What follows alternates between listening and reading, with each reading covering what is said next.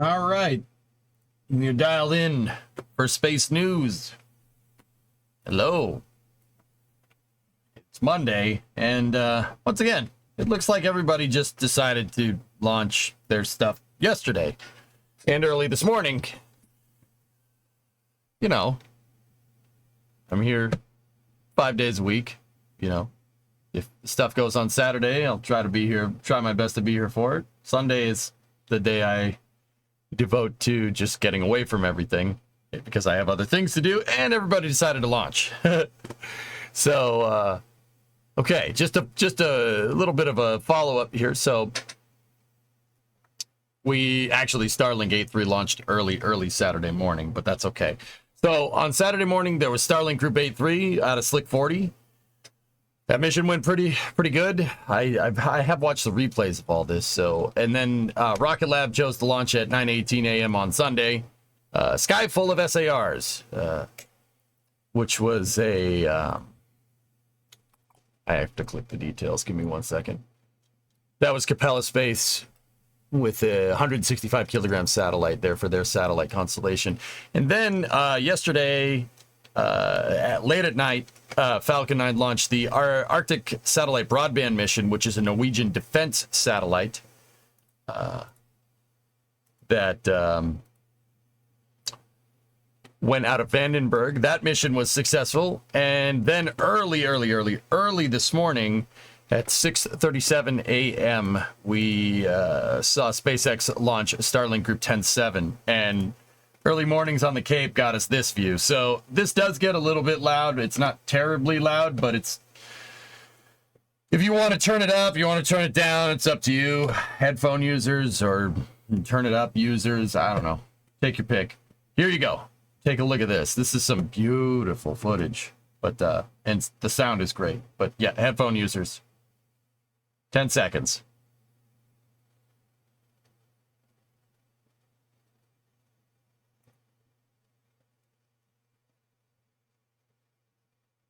Wait, where's my sound? Hold on 1 second. There we go. All right, yeah, here we go. Oh, there it is.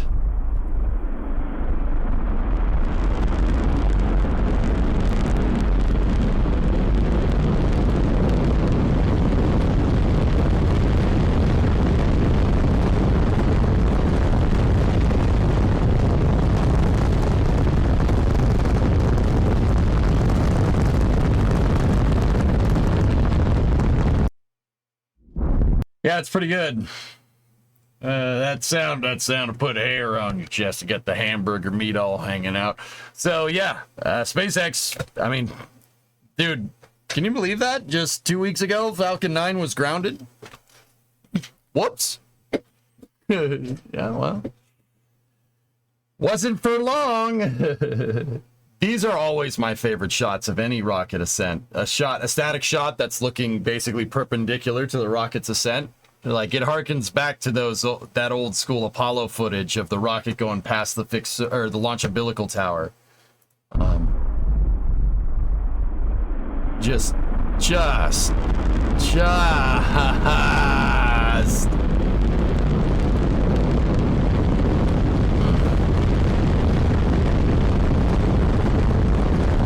It's pretty awesome, dude.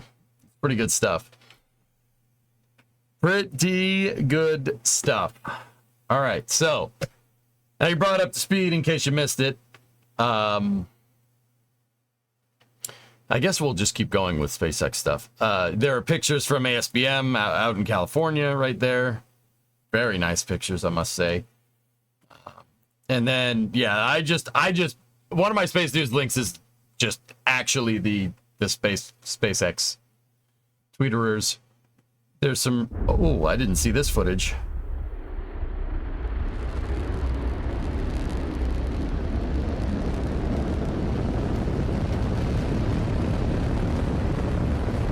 Oh, hello. How many Falcon 9s have launched since the grounding? I think 6. 6, if I'm remembering right. No, it's more than that. Let me take a look. Let's bring down next space flight here, and we can actually take a look. So, so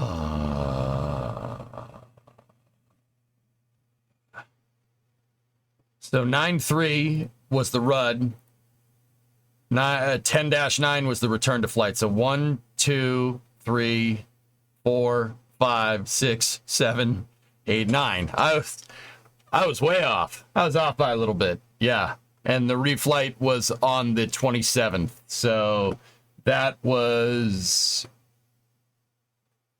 7, 14, 15, 16. Yeah, that was, about 2 weeks ago. Yeah. I think everything's fine. I'm pretty sure they're fine. Now, the reason why I bring it up is because usually guys grounding a rocket and like an on-orbit failure, an ascent failure, an explosion, or anything like that, guys, I don't even know. That usually pins rockets down for the count, like for at least a year. I can't remember a return to flight happening in the same year as a RUD on the same rocket system. But I think Falcon 9 is a case study in how empirical data can back up what you're trying to figure out. Because of the sheer volume of Falcon 9 flights, it didn't even matter. It didn't even matter. SpaceX was like, wait, what? One blew up? Oh, that sucks. Oh, yeah, it was this part. Sorry about that. Here, we'll swap it out. It's fine. You can do your testing. You'll see we're right. It's good. You know? Electron, maybe. Rocket 3, yeah, maybe. I guess.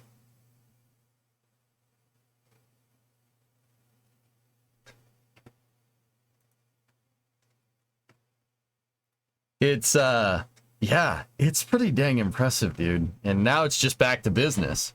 I actually got, I know a couple people that work there, just a couple people, I also got to sneeze. All right, I'm good, I swear. I know a couple people that work there, and, I'm not looking for anonymous sources to report stuff. What I did was I asked some of my buddies that do work there. Actually, funny thing is they're viewers that started watching the stream in high school or in college, and they actually work for SpaceX now, so that's good. I asked them all the same question, just out of curiosity. I was like, is there like a stop and work? Are you guys worried about this? And this was like the day after the RUD. Every one of them said, no, it's fine. Just, it's back to work as usual. I mean, it kind of sucks, but yeah, back to work. So, I mean, yeah, I guess they weren't kidding, Side note, the sensor that failed was actually a request from a customer. And the back channels report, it was the European Union for the Galileo mission. Oh, dear. Oh, dear.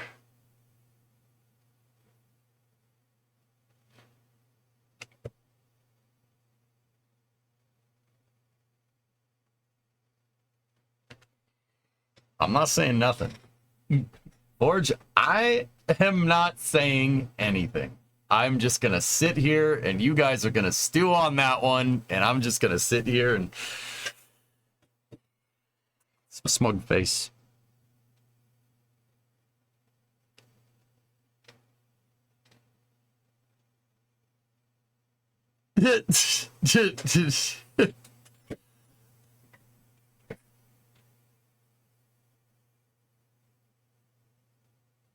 Yeah, exactly, Reagan. Falcon 9's return to flight time is better than just most every other company's flight time, period. So don't launch your rocket with untested configurations. Got it. Yeah, it's funny how that works. It's funny how that can even bite you. Even if you're SpaceX, it can come to bite you. It absolutely will happen. How do you say, what did I say without saying it? Yeah, Chris. Yeah, you got it, man. You got it. So, yeah, it's just insane. Falcon 9's just going back to doing its thing. Now, SpaceX did set out this year they were targeting 144 missions this year. They might not get it because of that RUD, but I mean, let's check the upcoming mission. The next Falcon 9 flight is on Thursday at 9 a.m. because of course it is. I'll try to be here for that one. Worldview Legion 3 and 4. That is SpaceX's 80th mission this year.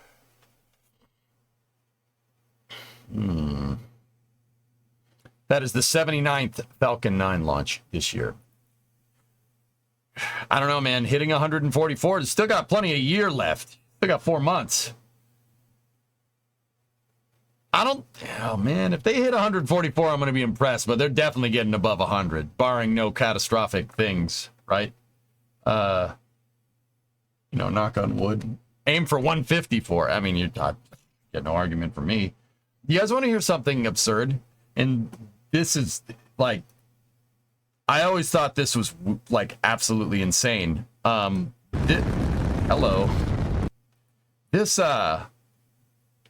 The rocket is not the bottleneck, guys. They have enough rockets. They have enough fairings. They're manufacturing enough second stages. The rocket is not the bottleneck. The drone ships. Drone ships are the bottleneck. They can't move them back, or they can't move them back and forth fast enough. Can you believe that? It's the drone ships. The drone ships are the bottleneck. Think about it. These rockets can get turned around in a month. They have 10 in the fleet. It takes 30 days to turn one of these around. Crazy, right? I mean, I don't even know how many they have in the fleet. I was guessing 10. I think it's around 10, but is that bananas? And that's why catching makes so much sense. Recovery operations, and of course, we know this one firsthand now, don't we? Recovery operations eat up your budget and time for reusable space programs. Ridiculous. I'm really surprised they haven't bought like 3 more of them. I think I think they're trying not to. Oxy, I think they're trying not to do that because they're all in on Starship. I'm pretty sure that that's what's going on. No inside source there. That's just kind of calling it as I see it. Which is interesting. Very interesting stuff. But yeah, Falcon 9's just doing its thing. We got amazing footage. Here, hold up. Amazing footage of this. Like, it truly is a workhorse rocket. Like, I'm not going to lie to you. SpaceX would be freaking impressive. SpaceX would be impressive if Starship didn't exist. It would still be impressive right now. Like, part of me kind of wishes they would keep expanding Falcon 9's architecture. Bigger fairings maybe, space station modules. But, that'd be kind of cool. But one could make the argument that that's basically what Starship is, The reveal of the tower in the back, Mike? Yeah, it's pretty good, dude. It's not bad. It's not bad. This ain't a bad picture. Beautiful, beautiful morning in Florida. If you live there, guys, you can smell these mornings. If that makes any sense. You smell it. It smells like swamp. No, it smells like dew, morning dew, not doo-doo. I mean, it might smell like doo-doo because swamp, but also, yeah, I know those mornings. Did we discuss the upcoming Everyday Astronauts Blue Origin Factory Tour? Oh, what? This thing that I have teed up over here? What, this? All right. All right. Okay, so I'm going to take you on a little tour, and feel free to ask questions along the way. Let's go. We'll start down here, and I'll show you how we make the tanks. Okay. And then we'll just wander around.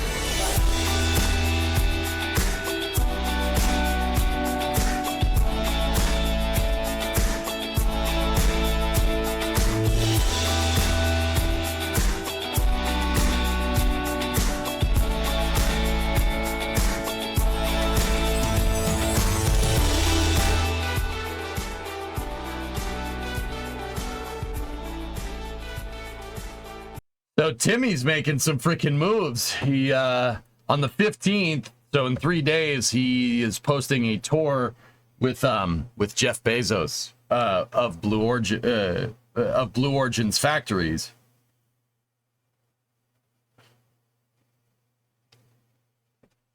That's the factory down at the Cape. I'm not about to go picking through Timmy's footage from the preview video. I mean, obviously, I don't want to show the whole thing, right? I'm pretty sure the preview would be fine, but also let's just let's go snooping around.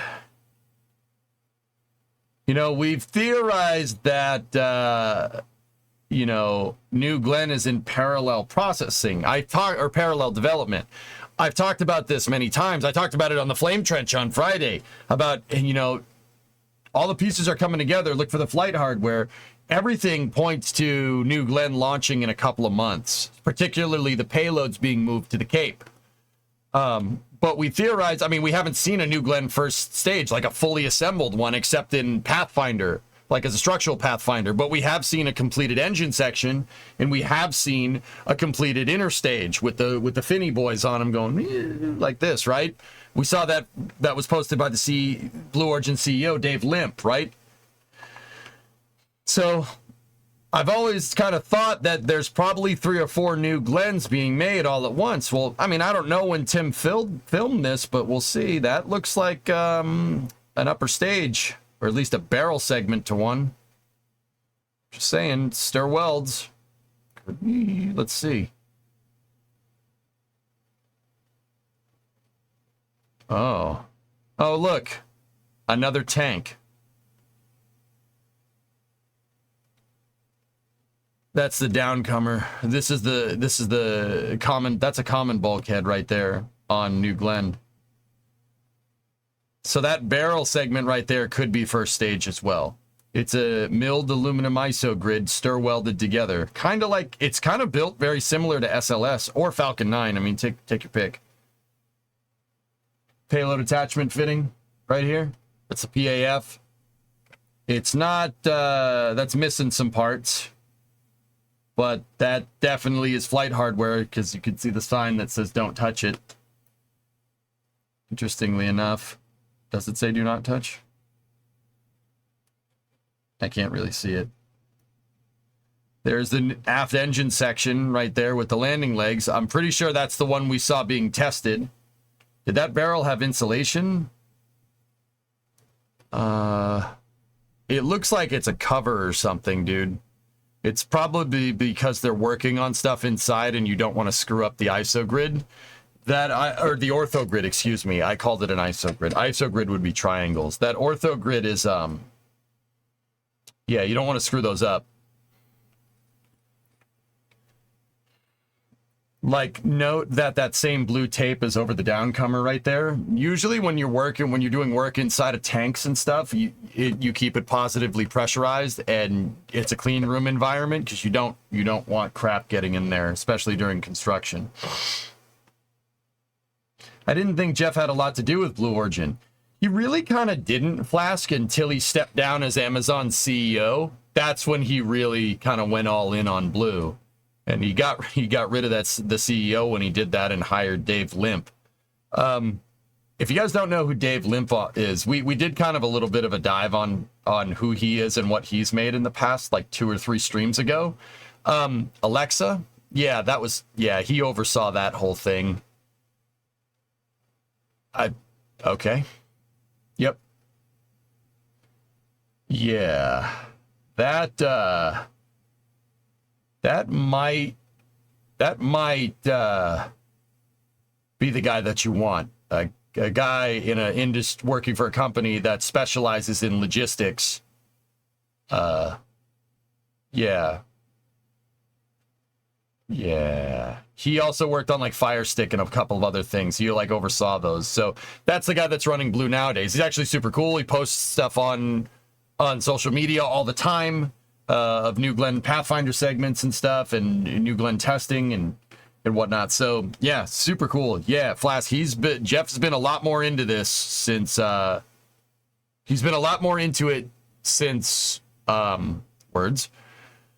since he stepped down. Yep. So yeah, there's that engine section that we saw getting tested right there. That is absolutely 100% flight hardware. If it looks detailed and it looks expensive, yes, it's flight hardware. That's definitely flight hardware. That is either that or it's a very high fidelity mock-up, but we know from Dave Limp's posts that this is thermal protection system right here. This kind of tannish stuff, that's a thermal protection element. You wouldn't put thermal protection element on something that you're just testing the landing gear out on. So that's real. That's a real one, which is pretty cool. Unless you were, I suppose, like testing the full integration and stuff. But there's the interstage segment they're working on right there with Timmy, GF. And then there's this shot. That's inside of a tank. I don't know what tank that is, but it's got COPVs, ullage COPVs most likely on the inside. And yeah, are we looking down or are we looking sideways?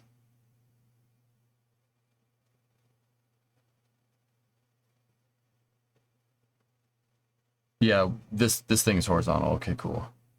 The Escapade launch window ends in late October, so the clock is ticking. I mean, that's a big giveaway, but yeah. Composite overwrap pressure vessel. These are helium tanks that they use to keep the pressure in here as the rocket fuel drains out. They empty helium into the tank. It's called tank ullage. I mean, they do it for a bunch of reasons. One, you want to maintain you don't want to have high pressure change. You want to maintain a constant pressure inside of the tank. How do you do that when you're draining a bunch of fuel out of it all at the same time? Well, the quick and easy way, like how an automobile would do it with a gasoline engine, is to have a vent line. Rockets do have vent lines. But when the rocket gets high enough, that vent line is not going to do anything, because if anything, you're going to vent out because ambient pressure is lower than tank pressure, right? You're in space. That's what I'm trying to tell you. So you need to provide the ullage gas. You need to provide the vent, right? That's what those tanks are. They're helium. Those are helium ullage tanks. I'm like 95% sure. Actually, I'm not even, I know that's what they are. Those are ullage tanks. So that's what they use those for. They use it to pump helium into this tank as propellant drains out. This looks like the top tank, because that looks like that downcomer, the inside of that downcomer. That's my guess. It's the inside of that barrel segment right there, looking this way. So I don't know if New Glenn has the methane tank or the liquid oxygen tank on top of the first stage. I don't know its tank configuration, to be honest with you. Somebody probably does. But yeah, really good stuff from Tim. Tim, that's awesome. He's done 2 videos with Elon now, and now he's got one with Jeff too. That's cool, man. I'm proud of that dude. He's doing work. Respect the heck out of it for sure. I discussed that on Flame Trench the other day. Long story short, idiots. That's not space flight. That's being dumb. Yeah. So, other research and development here. Let's just go around the industry here. There's other, actually, let's get some headlining stuff here.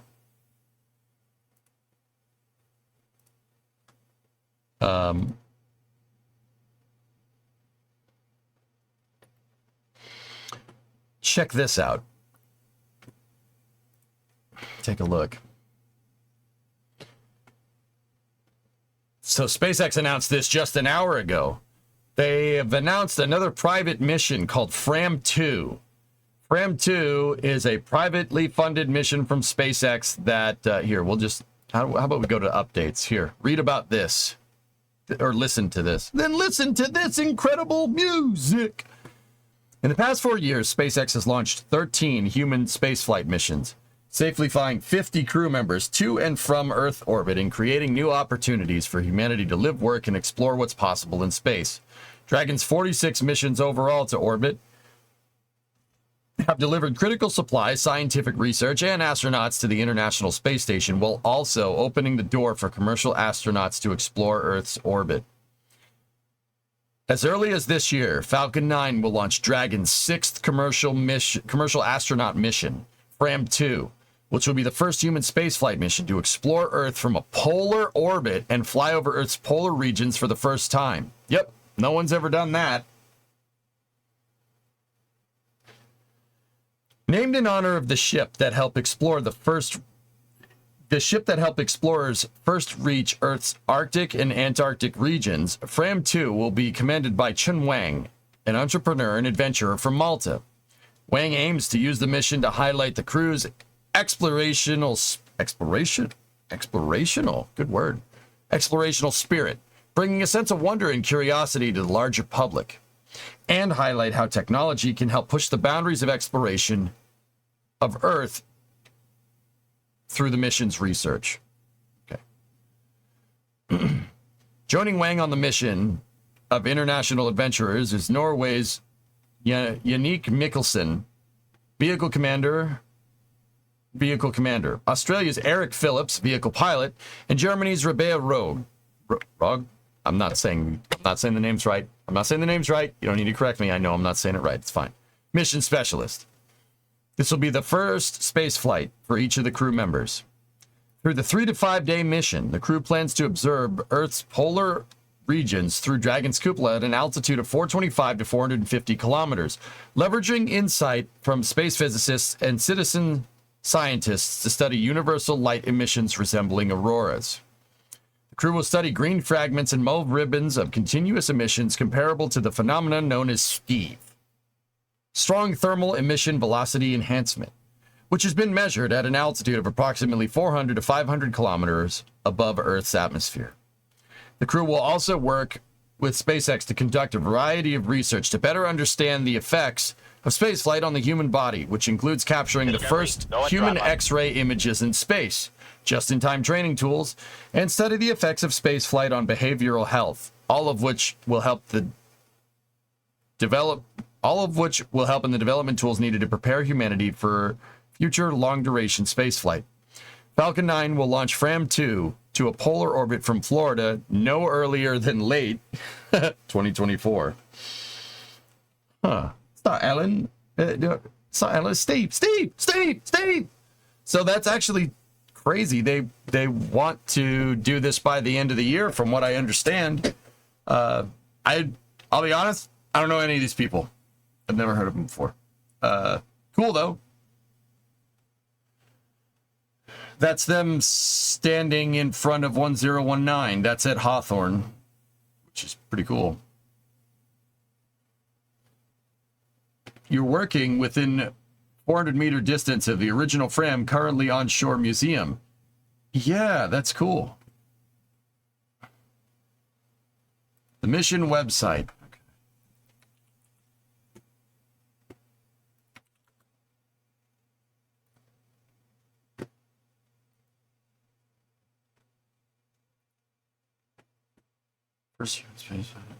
What the f...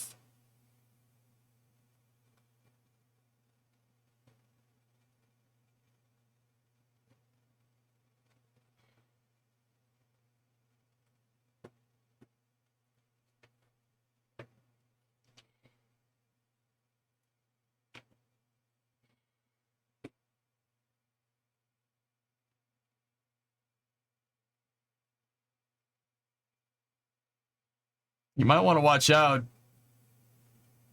some copyright stuff going on there. Austin Powers, International Man of Mystery, was frozen in 1967 in defrost. Oh wait, wrong thing. Sorry. We are gathered here today to witness Princess Vespa, daughter of King Roland, going right past the altar, heading down the ramp and out the door. No, sorry. Nope, still didn't get it right.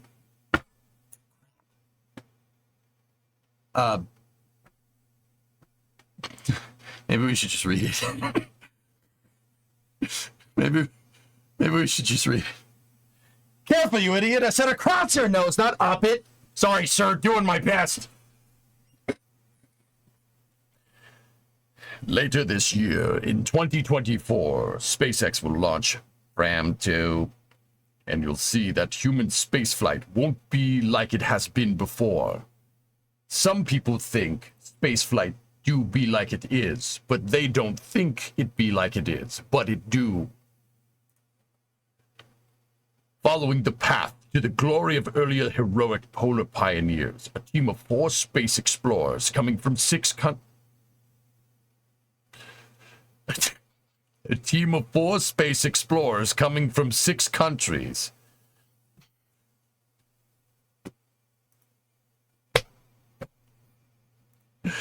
will be the first humans to fly over Earth's north and south poles and witness the planet's polar wilderness from space. They will orbit the Earth for 3 to 5 days.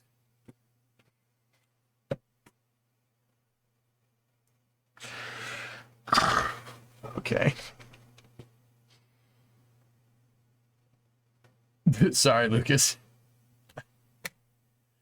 Now, with the Arnold accent, later this year in 2024, SpaceX will launch Fram 2. And I can't do it. I can't do it. It's gotta be dual citizenship, but that is a really weird way of saying it. It's a very bizarre way of saying that.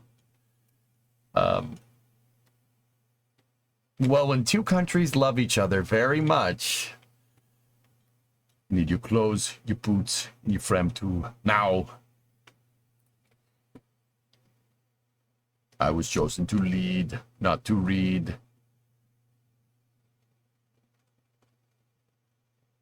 Dun da dun dun dun da bam ba da bam bam ba da bam ba bam bam bam. Why is the orbit crooked?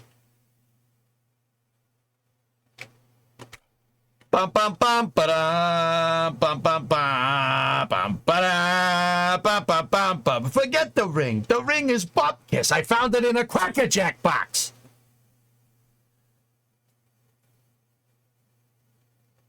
Bum ba da da da da.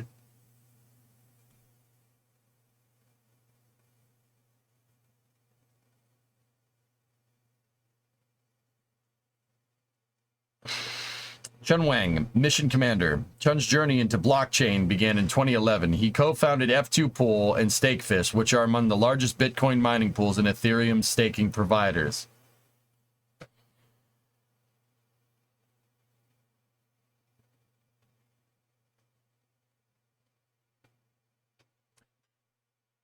Yannick is a film director and cinematographer living in Svalbard, specializing in fringe technology, creating next-generation technologies for movies shot in remote and hazardous environments such as the Arctic, ocean, aviation, and space. In 2019, Yannick served as a payload specialist on the record-breaking polar circumnavigation flight One More Orbit mission in celebration of the 50th anniversary of Apollo 11. Oh, that's kind of cool. As a filmmaker, I've long dreamed of making these possibilities in fiction. Now, step by step, commercial mission by commercial mission, we are turning these dreams into reality. Eric Phillips. Eric is a professional polar adventurer and guide, having completed numerous ski expeditions to the North and South Poles. He's the co-founder of the International Polar Guides Association and co-creator of the Polar Expeditions Classification Scheme, which has earned him international recognition and respect. Having spent much of my adult life in the polar regions, this is an incredible opportunity to view the Arctic and Antarctic from space, in particular Antarctica, which will be fully lit at this time of year. Okay. And Rebea Rebea is a robotics researcher from Berlin, currently pursuing her PhD in Norway. She has always been fascinated by extreme environments, studying them to understand the limits of our world and to push beyond them. Her work includes leading a satellite mission and researching ocean robotics in the Arctic, reflecting her commitment to advanced technology in both polar regions and space. I'm going to try to see how many ways I can say her name incorrectly. Okay. Fram 2 will be the first polar orbit human spaceflight mission to explore Earth. It will launch into a 90-degree circular orbit to the south from Florida, making it the first human space flight to fly over Earth's polar regions ever. Yeah, nobody's ever done that before, which is pretty cool. Roge. Roge? Okay, cool. The north and south poles are invisible to astronauts on the ISS.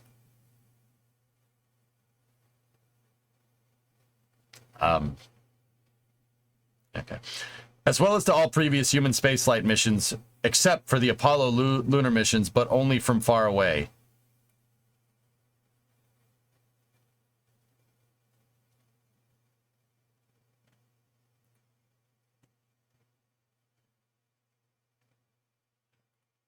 To date, the highest inclination achieved by human spaceflight has been Soviet Vostok 6 mission at 65 degrees. They're talking about, guys, they're talking about orbital inclination, in case anybody doesn't understand. They don't bother to say what a 90-degree circular orbit is, but just in case you were wondering, if you had a launch site at the equator and you launched due east and your orbital path followed the equator, you're 0 degrees inclined. A 90-degree orbit would be if you had a launch site at the equator, or it doesn't have to be at the equator if you're going polar. You launch basically due north or due south, and your orbit, when it passes over the equator, forms a 90-degree angle. That's what a polar orbit is. 65 degrees would be 65 degrees inclined. So inclination is basically the point at which an orbit passes a celestial body's equatorial plane, and what the resulting angle would be relative to that. They didn't bother to kind of say that, but that's okay. This new flight trajectory will unlock new possibilities for human spaceflight. I mean, the astronauts on the ISS can take pictures of the ISS is in a 51-degree inclined orbit. They're 400 kilometers that way, 270 miles. You could take pictures of it. You just look to your left and take a picture. But in terms of like flying directly over it, no. But to suggest that it's invisible is kind of weird, and to suggest that the Apollo astronauts somehow could see it better than the ISS is a little strange. That's a little weird. But all right, okay.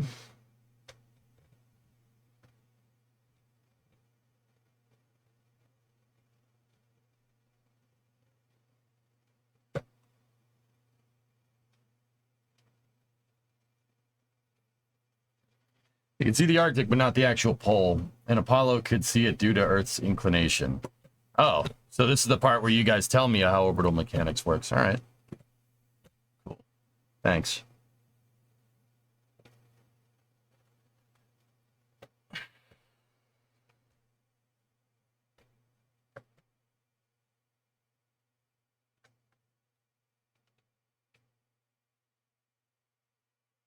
Okay. Cool mission nonetheless. They need to hype up the accomplishment to justify the capsule ride. I mean, it's a cool mission. I'm not hating by any means. It's just some weird ways to explain that stuff.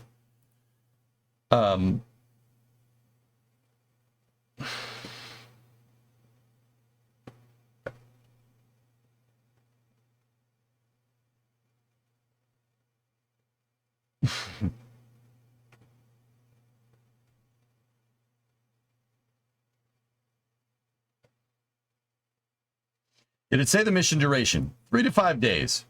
And they said they're shaping up to do it sometime at the end of 2024, which is pretty cool. That's pretty awesome. I mean, it's going to be a cool mission nonetheless. The views will be good.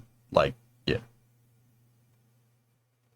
You know, it's like, it would be like if you're flying in a plane, right? You're flying in an airliner and you're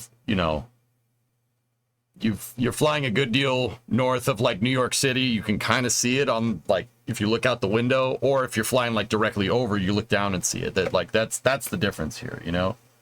It's a cool mission, and it's very interesting, guys, because yeah, we're going back to like, I can't help but think that these missions kind of harken, obviously they harken back to, like the Fram 1 mission or just the Fram mission, right?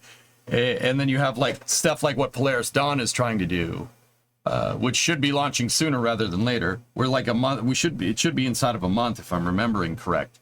It's very interesting. I try to look for a time in history that I can compare this to kind of get some context to it in my mind. the thing that I can think of, the only point that I can really think of off the top of my head, right, would be like the golden age of like aviation between World War I and World War II, where you had pilots like Amelia Earhart, or, you know, before her, Charles Lindbergh, stuff like that. Like that's really what this kind of stuff is, which is it's kind of crazy. It's kind of crazy that we're seeing this unfold in front of us, and it's like a golden age of commercial spaceflight, right? Because if I'm remembering correctly, I don't think Lindbergh's mission was funded by a government, if I'm remembering right. I could be wrong on that. I'd have to go brush up, but isn't it better to skip the Van Allen belts by going via the poles? It really depends on where you're going, Tessa, but yeah. Yeah, Mike, I'm getting to that, the lofted test. But yeah, really cool stuff. So NASA posted their findings from the low Earth orbit flight test of an inflatable decelerator here. It's a little video here that I'm interested in watching. So let's change gears real quick and we'll get into it.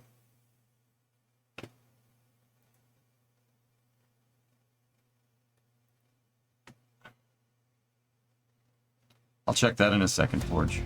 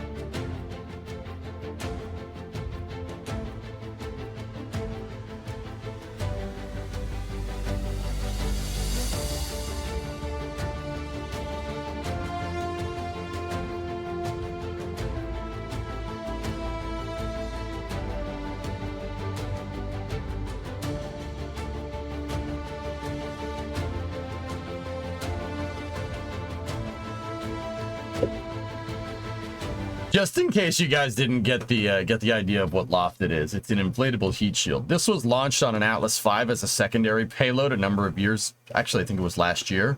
Last year in the middle of the summer, if I'm remembering right. And Lofted is a pioneering reusable inflatable heat shield. It's a NASA project. It's actually pretty cool. Lofted performed excellent. It honestly did not even look like it went through re-entry.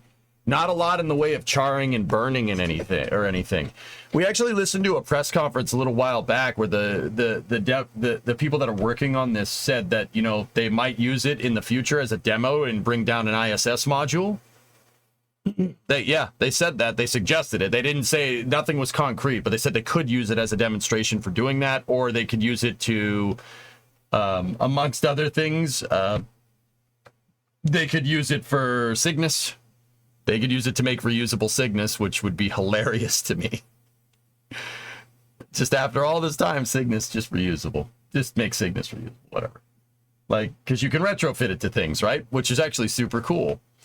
And if I'm understanding this correctly as well, ULA is using a similar design to bring back their first stage engines on Vulcan with their smart reuse, which jettisons the main propulsion system for Vulcan's core stage. This thing deploys out in front of the engines, and the engines just parachute down, they go fish them out. Cool thing about having an inflatable heat shield, it makes a really good raft, which is super neat.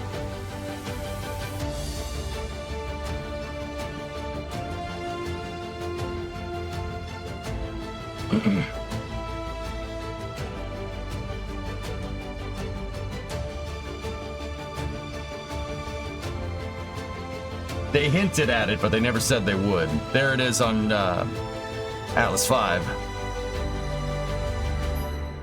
It's JPSS-2, yeah. Joint Polar Satellite System. That's Slick 3 at Vandenberg. This is crazy. Watch this. It's really cool. I wonder if we get some onboard footage. We've seen that footage before. Spring. Spring. Oh. Oh yeah.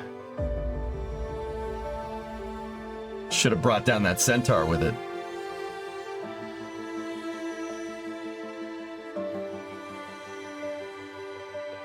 Centaur imparted a slight rotation on lofted for spin stabilization. Yeah, this is a great mission, man. It is really good. Oh, Jared, savage, spicy.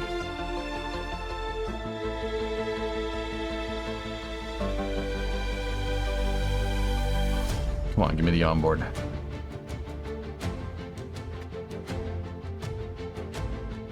That's some pretty good onboarding right there. Onboard footage, not onboarding.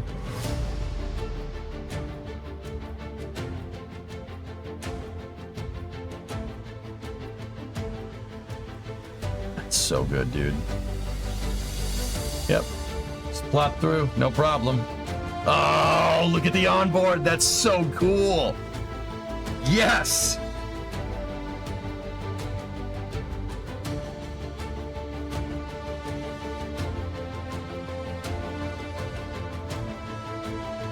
That's correct, Mab, yeah. There it is splashing down. Hey, Nightmare, what's up, dude?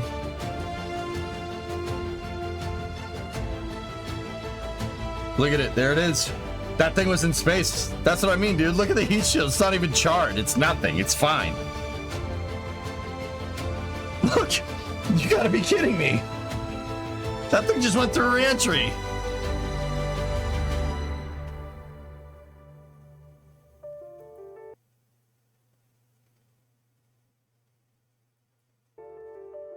Deflate it and send it again. Yep. Okay, it was 2022. It was a number of years ago. I had it right the first time.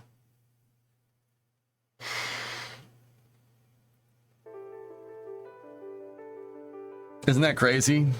That's some I've never seen. I think the NASA posted this video today. I'm pretty sure I haven't seen onboard footage. That's crazy.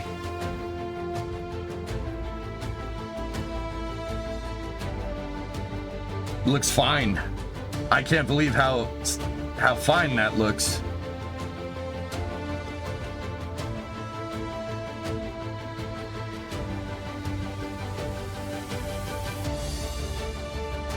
Nuts.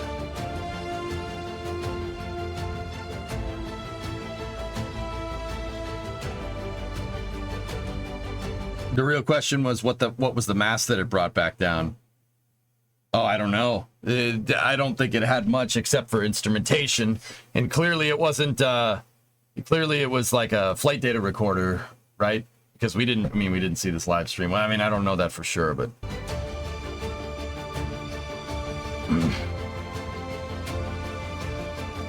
that's crazy, man. I can't believe that. This is what blew my mind when we first saw this picture. Perfect. Shit looks fine. It doesn't look charred at all. It looks brand new. It is brand new, which is crazy. Now, how do these heat shields work? Well, you're basically taking the heat that is generated, and the blunt body it shoots it off to the sides for the most part, but the actual heat shield itself is just air. You can just heat up air. If you heat up, so inside of this is air at high pressure. That's a lot of mass to heat up. Obviously, it's not going to melt. Gas doesn't melt, right? And if you keep heating it up, it just inflates the heat shield more. Weird, huh? Makes sense.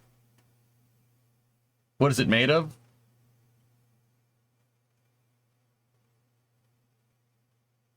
Stuff.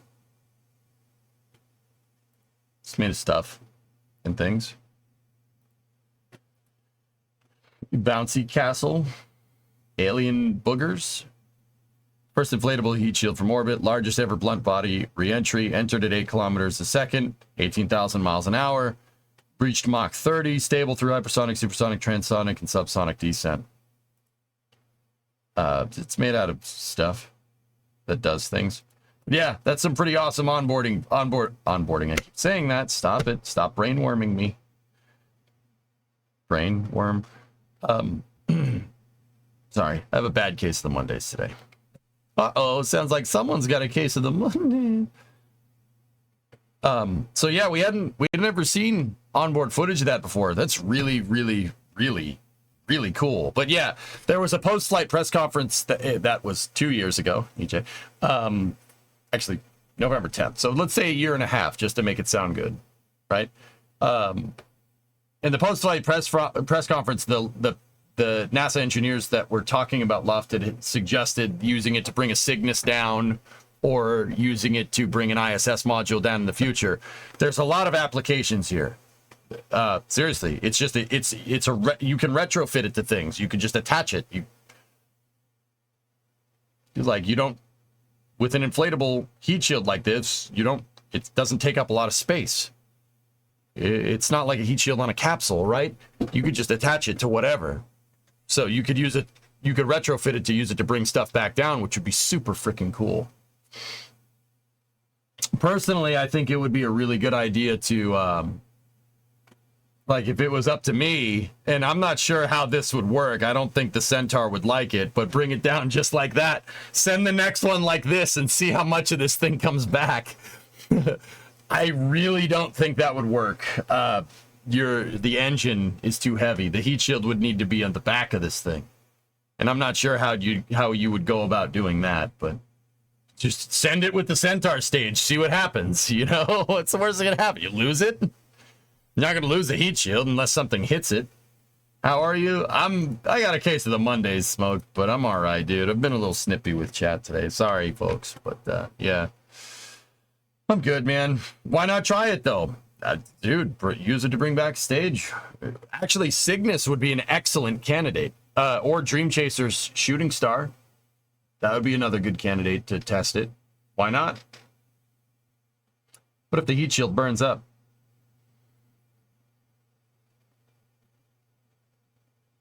What if it doesn't? Cygnus, definitely Cygnus. Dude, Cygnus is the most ridiculous crap. They just make it bigger. It's fine. You know, they make bigger solar panels, bigger service module. Whatever. No one bats an eye. It just keeps doing its thing. Launches up into space. Resupplies ISS. Leaves. Refuses to elaborate. Cygnus has just been this one thing that's just... And I'm not trying to jinx anything, but Cygnus just does its thing and just... You never hear any problems with it. They lit the thing on fire. Doesn't care. Seriously, they lit one on fire during after disposal from the ISS a little while back. Yeah, they just lit one on fire. They blowtorched the inside. Well, not blowtorched the inside. That's really an over exaggeration. They had a fire lighting experiment on a Cygnus to test how fire kind of propagates around in space, which is weird. And then they re-entered it. So it was going to catch on fire anyway, so it's fine. Cygnus, and now, like, how ridiculous would that be if they actually just ended up making one a Cygnus reusable? Just bring it down. It's just reusable now. Whatever. It's fine. Space Link. What about your other Space Link?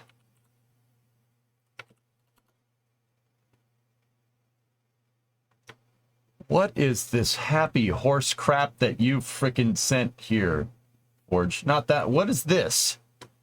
If the U.S. government wanted to nationalize SpaceX, it would be a complex and controversial process. Here's an overview of how it might potentially work. Oh, yeah, here. Yeah, just take all of this and just get rid of it, because that's not happening.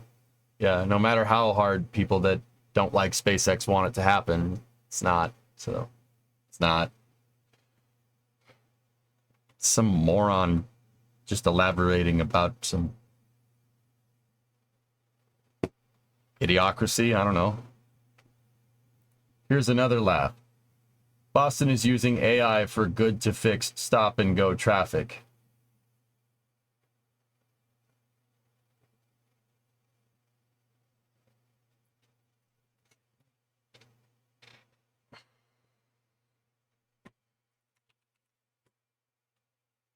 What is this? This is a Drive article.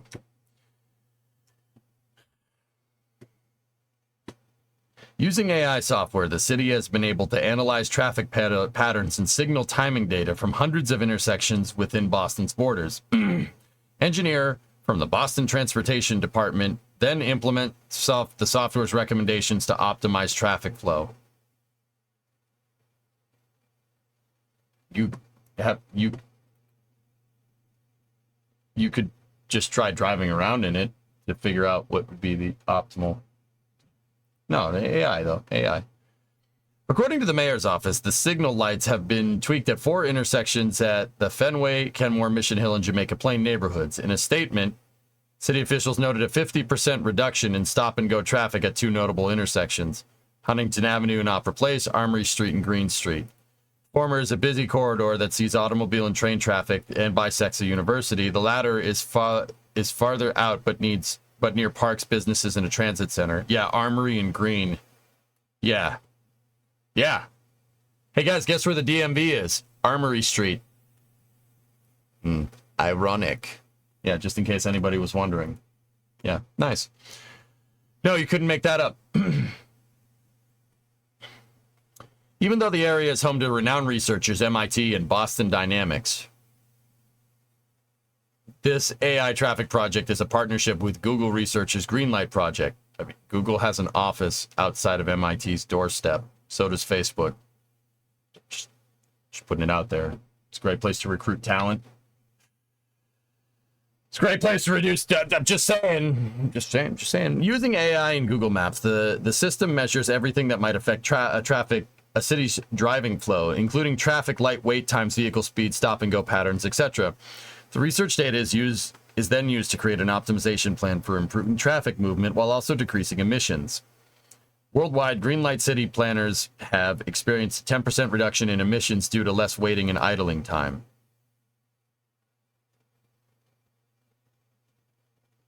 EDA spoke with Farm 2.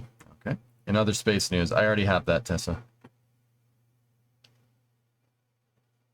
It provides traffic engineers with more important data seconds, which can help reduce the congestion along a corridor. Boston's chief of streets. Nice. City's hopeful that the early benefits will continue to grow as more traffic data is collected and the program expands. Yeah, that's pretty cool. I mean, it's going to sound messed up, but I'm pretty sure you don't need an AI to figure out the traffic patterns. I mean, I'm just putting it out there. There's nothing smart enough to fix Boston traffic. Yes, I'm the chief street officer. They identified 2 intersections. So Huntington and Opera and Armory and Green. Those are busy intersections. They absolutely are. But yeah, I mean, Armory Street has lights like every eighth of a mile, probably less. There's so many intersections on that damn road.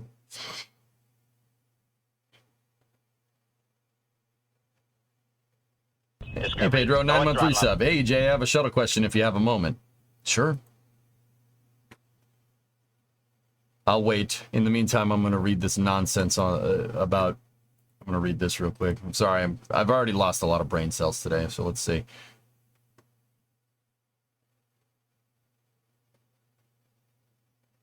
Invoke national security or public interest reasons to justify national interest. Forge, where did you get this?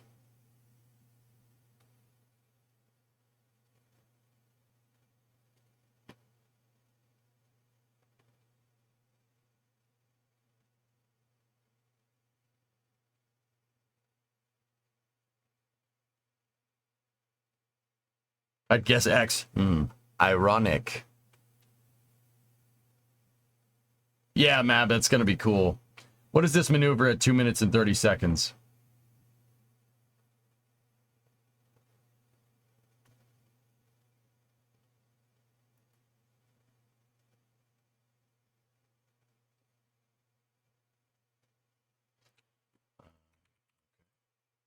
It was from an opinion article on The Atlantic that was deleted.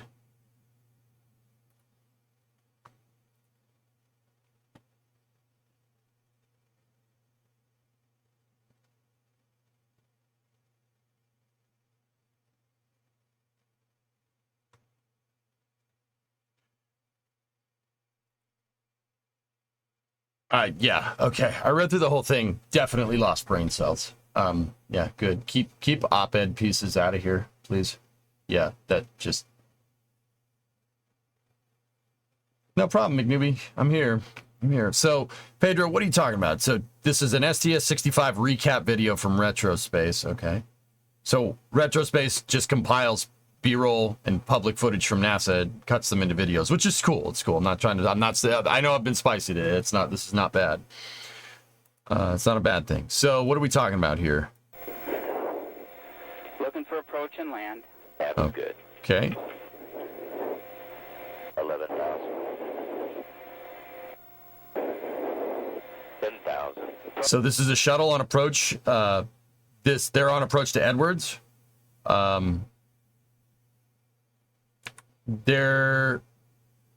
This is a heading alignment maneuver. What they're doing is they're getting lined up with the runway.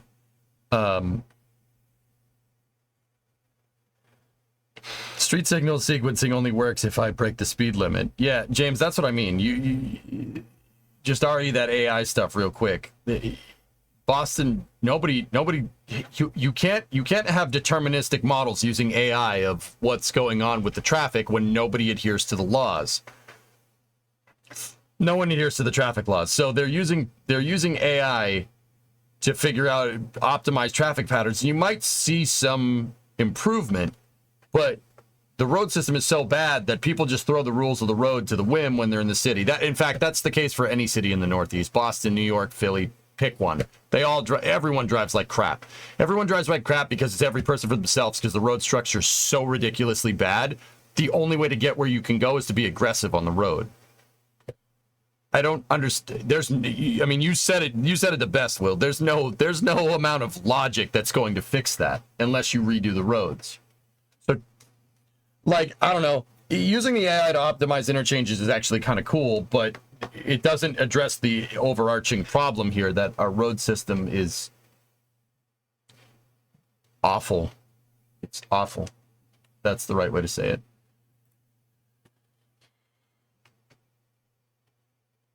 Approach and land. Yeah, Atlanta would be the same idea, Sawyer, at this point. Yeah, Atlanta does the same thing, but at least you have big enough highways to support it. But yeah, people still drive like doo-doo. So Pedro, the pilot warns the rest of the crew that there will be a yawing and pitch maneuver that will be happening around 2:38 to 2:35. You stop just before it happens. It looks unusual. Let me see. So back to the shuttle video. They're doing a heading alignment here to get aligned with the runway. And then what the shuttle is going to do, it's going to execute what's called a flare maneuver, where it basically noses the shuttle down at the ground.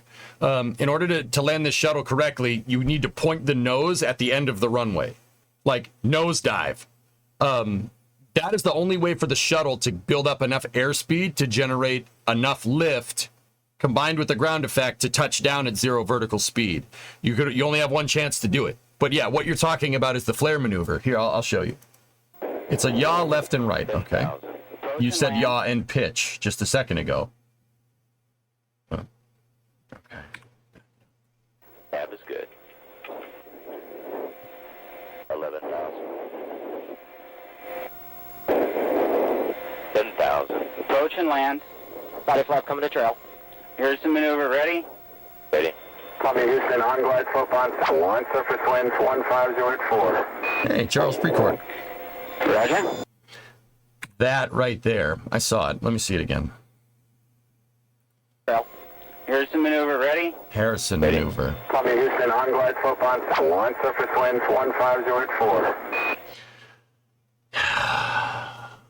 Okay. I'm not sure what that is. So let's think about it here.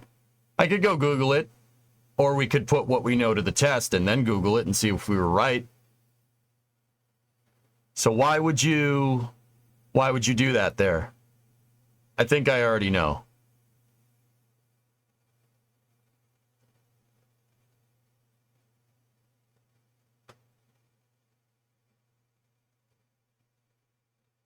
I don't know, maybe Aqualux. I couldn't really hear it too much. Why would you be testing anything with a yaw there, fellas? Who knows their shuttle stuff? Control surface test. Yeah, but you know the yaw control surfaces would already be on. So the rudder is already on. You're flying. You need to. They don't just enable it randomly, like right at the end. What do they enable at the very end of the flight? Yaw is the air brake. You got it. So if I had to guess, they're probably just testing the articulation on the air brake just to make sure that it works. And if for whatever reason it didn't, you'd be adjusting. You'd be adjusting for the fact that you don't have speed brake. Because the shuttle's rudder, Pedro, can do this, right? It does this, but it also does that. It's the speed brake. So that's how you slow down. It'd probably be a good idea to make sure that that thing works, you know. But see, here's the thing: the shuttle can adjust this. You wouldn't be just using the speed brake at the very end, right? The speed brake, in fact, is open in this other picture. See, you can see it; it's open, and the body flap is trimmed down, so that means the shuttle's carrying payload. See that? See the flap? The flap at the very end is down. And the speed brake's up. Now, here's the thing. You can use the body flap to trim, right? But you could use the body flap in conjunction with the speed brake to actually just slow down. You can use both of these as a speed brake. Because if you just use the speed brake, it'd bring the nose up. If you just use the body flap to trim out, it'd put the nose down, right? So there's, if you use them both, you're actually just going to slow down. On energy at the 90, call. Yeah, they remind people about the maneuver. Yep. I'm not sure what it is, dude. We'd have to go look. Let's see it again. Looking for approach and land. That was good.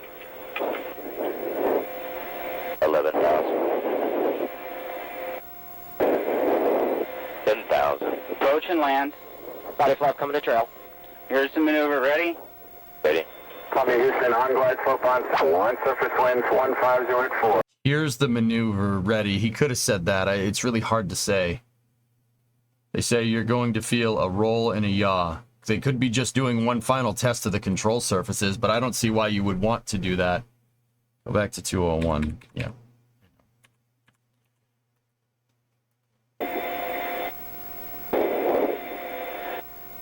Okay, guys, don't forget. Columbia, on energy at the 90. On energy at the 90. Don't forget this maneuver at 8,000, 9,000 feet. You're going to feel a roll and a yaw. Don't worry. MLS 15,000. That's Bob Cabana on that mission. Yeah, he was the deputy NASA administrator. He just stepped down. He retired, I think, like a couple months ago. Yeah, he's flying the mission. He flew the shuttle 4 times, which is pretty cool. So for a split second, you know, for a couple of months, or actually think about a year, NASA had the NASA administrator who flew into space. Pam Melroy's the deputy administrator who flew the shuttle like 3 or 4 times, and Bob Cabana was the deputy associate administrator. So the number 1, 2, and 3 at NASA all have flown into space. But Bob Cabana stepped down, and I forget who replaced him. Yes, that's him talking. Yeah, he's the commander of this mission. Awesome. Roger, MLS.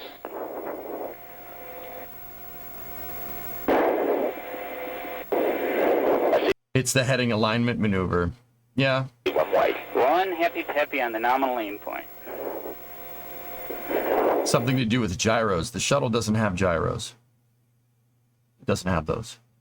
Buran did. The shuttle does not. Shuttle uses its thrusters for station keeping in space. Frankly, there's no room for those. Like, if we really want to be technical, there ain't no room for that. Looking for approach and land. That was good. Hey, Za. 11,000. 10,000. Approach and land. Body flap coming to trail. Here's the maneuver. Ready? Ready. Copy Houston, on glide slope on 1, surface winds 150 It sounds like heading alignment, dudes, but if you guys want to go dig into it, Roger. you can. But now we gotta... Actually, I said it was Edwards earlier. That might be the Cape. It is the Cape. It looked like Edwards for a second. That looks like the dry lake bed, but it's not. That's the VAB right there. So they're landing at runway 33 at the shuttle landing facility. That's the VAB, and there's the crawlerway. It looked like the dry lake bed for a second. I caught it at passing glance there. It says KSC in the title. Yeah, I noticed that. Looking good. 5,000 feet radar. Roger, Radar 2 is good. If the VAB was on the right-hand side, they would not be coming from the north, though. Radar 1 is good. Thank you. I mean, we've got to watch the landing. You're not going to not watch the landing. 3,000. Oh, dude, the thing falls like a brick. I mean, the flare maneuver, heading alignment and flare is crazy. I mean, obviously I've never flown on the shuttle. I've watched a bajillion of these, right? Dude, I'm telling you, you point the shuttle at the end of the runway. You point the nose at the end of the runway. The shuttle is like minus 20 or minus 30 downward angle of attack. It is so counterintuitive. Like, if you're a pilot and you could see the heads-up display, you'd be like, that's okay. But watch this shot as it zooms out. Dude, it is falling. That thing can only fly for a second. They made it, the engineers at Rockwell made this thing good enough to touch its wheels down, and that's it. Because, yeah, why would you make it fly good down here? That doesn't make any sense. Don't get me wrong, fellas. It's not like they built the thing and they said, it flies awful down here. No, that was entirely intended. It flies awful down here because it flies really good up there. That's the kind of stuff we're looking, that's why I'm doing the wind tunnel testing with Dart in KSP. That's the kind of stuff I'm looking for. I'm not making Dart fly well down here. I'm just making it fly good enough to touch down. We want to make it fly well up there so you can steer it through reentry because it's not a capsule, right? It ain't a capsule. I mean, dude, look Okay. at the thing fall. In the clear, on the gear. Gear is armed and alight. Dude, look at the damn thing. That thing is falling out of the sky. Look at the contrails. 500. 400. Gear. Gear is coming. So you basically pull up at the very, right before you come up on the approach to the runway. You pull the nose up. And that exposes the whole underside. That exposes the whole belly of the shuttle to laminar. And then that combined with the ground effect is just enough to get you to land. It's just enough. Like, this thing is on the ragged edge of working. But physics doesn't change, right? As long as the shuttle's intact, it'll do it every time. On the ball Landing bar. gear is now down. 100. Gear down. Damn, that thing is so cool. 50 and 250. 40 and 235. 30. 25. 15. 10. 5. Touch. Main gear Speed touchdown. brakes, waiting for 179. Oh, you can see him moving the speed brakes. 179, arm and deploy. Shoot. Coming. You rotate. I see 1. 1.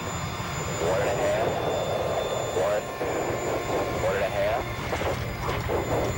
And no gear touchdown. You got to be careful about your rotation with this thing. You bring that, I mean, look at that. That front gear is super tiny. You bring that thing down too fast,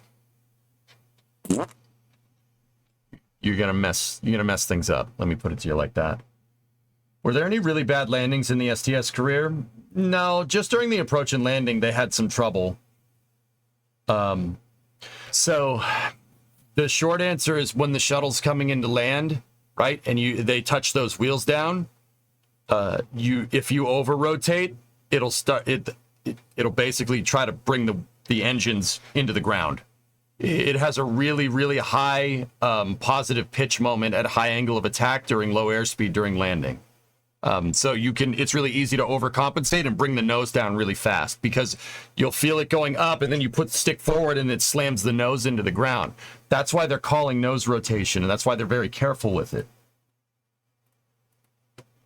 15. I mean, that and, you can't see the damn thing.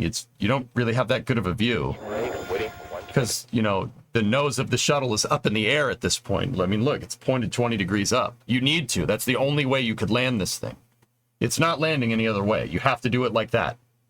That's why a lot of, just for instance, a lot of if I'm remembering right, I mean, obviously shuttle astronauts, you know, like the people that like piloted and commanded the missions, Air Force test pilots, Navy pilots, because let's be real, if you can catch the third string on a carrier landing in the middle of the dark with no lights on, I'm pretty sure you can land the shuttle.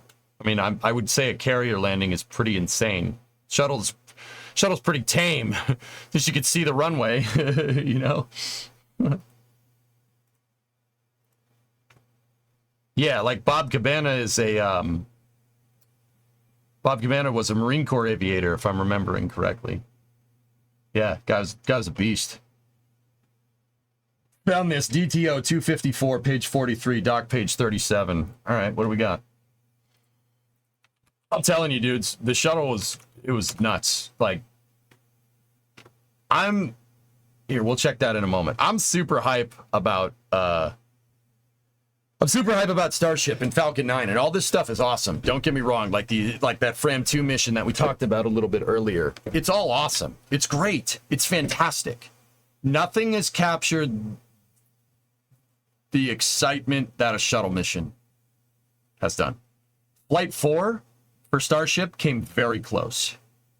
It came very close. That was, and Falcon Heavy test flight came close, but those weren't, dude, even the kind of ladder shuttle missions, like 130, 131, 132, 133, those missions were awesome. They were so cool. Every shuttle mission was special. All right. Shuttle landing on a flight deck carrier. It's a great way to turn the shuttle into a very expensive watercraft.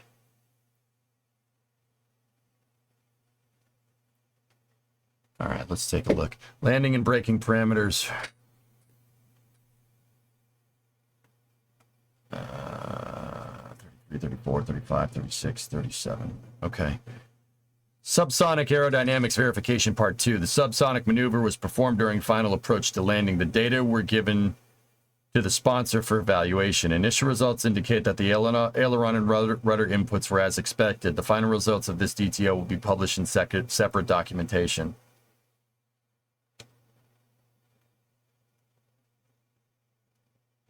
Oh. Mutter, is this... Oh, it was a test. Okay. Developmental test objectives, detailed supplementary objectives. A total of 16 DTOs and 16 detailed supplementary objectives were assigned to the STS-65 mission. Entry aerodynamics control surface test, subsonic aerodynamics verification. Yep, there you go.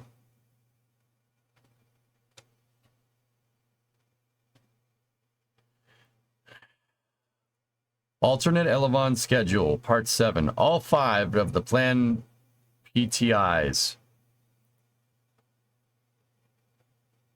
were performed. Preliminary analysis of these data show vehicle response compares well with that predicted from AIM's VMS simulations. Data have been given to the sponsor for evaluation, and the results were reported in the same documentation. They were testing something with the shuttle's control surfaces, Pedro. Yeah, they were testing something. I was gonna say it's not heading alignment, and I haven't seen that before. So, I mean, they could have been testing the speed brake, right? Like that was my original kind of hypothesis. Weren't too far off, but dude, there's so many components to this damn shuttle. I'm still learning things about it. Hasn't been flying for more than a decade. Still learn things about the shuttle program and Apollo for what it's worth. You still learn things like this. And the cool thing about the shuttle stuff is that it's all public resource. You can learn anything. It's great. You can learn about every single test that they did, and et cetera, which goes back to that whole transparency thing, you know, that kind of was the topic of choice for last week, you know, with the whole Starliner thing going on. Oh, Hawaii Mars. We actually looked at that at the beginning of the stream, Alex. Yeah, cool. Did the shuttle ever do a full rideshare mission? The shuttle, actually, yeah. Not a full rideshare mission, Sea Kraken, because they didn't think there was enough market to do a full rideshare. I mean, in the 80s, I think that's fair. What the shuttle did was the Getaway Special. The Getaway Special program was selling the aggregate payload space from a shuttle, from shuttle flight, to commercial partners and universities and stuff. Basically, if the shuttle was going up to do to deploy a TDRS, right? So shuttle has 25 tons payload capacity. A TDRS is like 12. So you have 12 extra. You have 12 tons of aggregate space. You can put whatever in there. I mean, I would contend to say that nowadays, with the explosion of the commercial market, something like the shuttle would be especially useful. But it would be especially useful if it was. I wouldn't develop that for a commercial market. I wouldn't develop that for that. You know what I mean? It would be good if the shuttle was still flying, but not. You wouldn't. I mean, SpaceX with their transporter is. The transporter missions and Rocket Lab doing their thing would basically make something like that useless. The shuttle would be way too complicated compared to something like that. You'd have to, in order to make it profitable, you'd have to fly basically on the planned flight rate on the flight rate that Falcon 9 is flying on right now. But Falcon 9 basically does that every flight. It gets its first stage back first and foremost, right? And it can launch. Falcon 9 can't launch as much as the shuttle, but it can almost launch as much as the shuttle. It's close. 23.5, I think, is what Falcon 9 can do with a drone ship landing nowadays. Make shuttles fly again. Stumbled across a sweet photo of Enterprise that was recently scanned at the United States National Archives. This is fitment tests, Vulcan, where they fitted Enterprise to, yeah. They built a stack. I'm not sure if this is developmental stuff or if that's STS-1 stack or if those are nerd SRBs or real ones. But yeah, this was fitment tests for the pad. This was in 79. Yeah, this was in I think actually 78 or 79. I don't remember. Cool footage. Cool thing though. Hey, what do we got here? Yes, I'm looking at the cars. Shut up. Got a Suburban there. Got a fire truck. Pinto. All right, let's go. Ford. Chevy van. Very nice. Like the A-Team van. Still wanted by the government.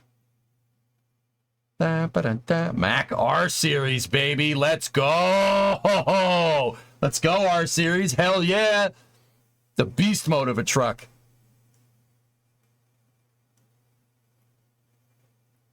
What else we got? Anything else? Pneumatics. Bird. Volkswagen. Chevy square body. All right, let's go. Let's go, dude. Freaking Mac R Series. What the heck's that thing doing there?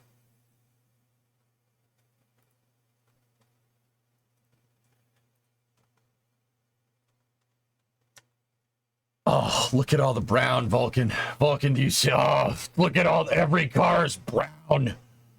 It's brown. It's all brown. I love it. Brown or beige and brown. It's freaking great. Oh, they're so brown. I love it. It's so bad. Okay, is it me, but is the nitrogen storage on the side of 39A deflector build just extremely nostalgic for anybody else?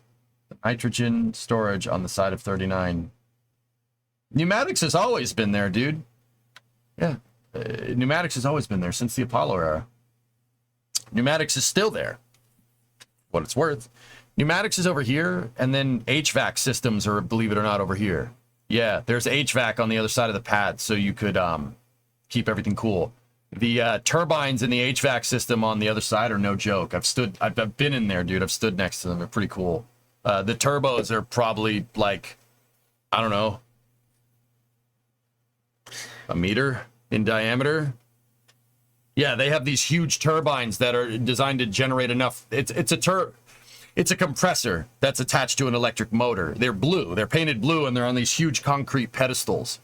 And they're designed to pump cool air up the fixed service structure. And during the Apollo program, they were designed to pump cool air up the launch umbilical tower. That's to keep all the systems on the rocket while the rocket is powered down, A, clear of FOD, and B, foreign object debris, and B, keep them cool. Yep. I've always just loved the look of it, though. Oh, yeah, for sure, man. It's funny because in KSP, they thought that was the flame deflector. Look at KSP's launch pads, dude. It'll ruin it. You know what? I shouldn't say that because, yeah, I just probably ruined it for a bunch. Sorry. You saw nothing. Also, peep the rotating surface structure. It's still not painted. Yep. Yeah, it's that they just took the LUT and just, why don't we just take the launch umbilical tower and put it over there? And now it's fixed. So now it's a fixed surface structure. Yep. You know what's weird? The RSSs are like a fever dream, dude. Neither of them are there anymore. You just ruined it. Sorry. My bad.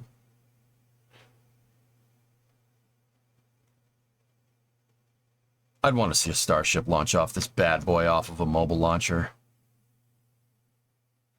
Can you imagine an ML with Starship on top of it? Just build the OLM right into the center of that sucker.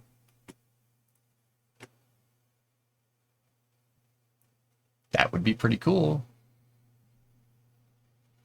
Telling you, man, Starship is prime for an ML or mobile launcher platform, like the shuttle. Keep the tower fixed. Move the OLMs off the pad. Why, do you ask? Well, one, easy upgrades to the OLM, which SpaceX clearly needs. Pad 2 that they're building at Boca Chica looks nothing like Pad 1 except for the tower. We'll look at more pictures in a second. But also, if your rocket misses and lands on the thing, you might want to be able to swap it out pretty fast, huh? See? Yeah, when you think about it, it makes good sense. Stop daydreaming. You shut your filthy mouth. Shut your filthy mouth. I don't want any more bull crap, especially from me at this juncture. Okay, Grandpa, time to take your pill. It's a good idea and you know it. Why are you booing me? I'm right. Why are you booing me? I'm right. Gosh dang son of a... Sorry.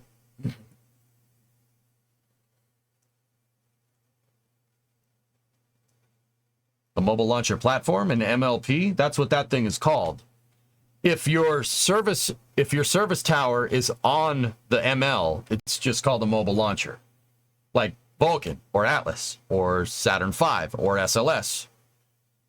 They took the launch umbilical tower and put it over there. The reason why is because if there was a launch umbilical tower right here and you went to launch this, the end of the shuttle SRBs would hit the launch umbilical tower on the way up. Remember, the shuttle goes that way when it launches a little bit. It slews that way. That's why the flame deflectors for the SRBs are long.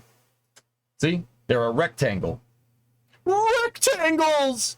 Because the whole shuttle slews off the pad sideways. So if you had your launch umbilical tower right there, like what they were trying to do with the Saturn V, yeah, you'd hit it. That's why they moved it off to the side. Actually moved it off to the side.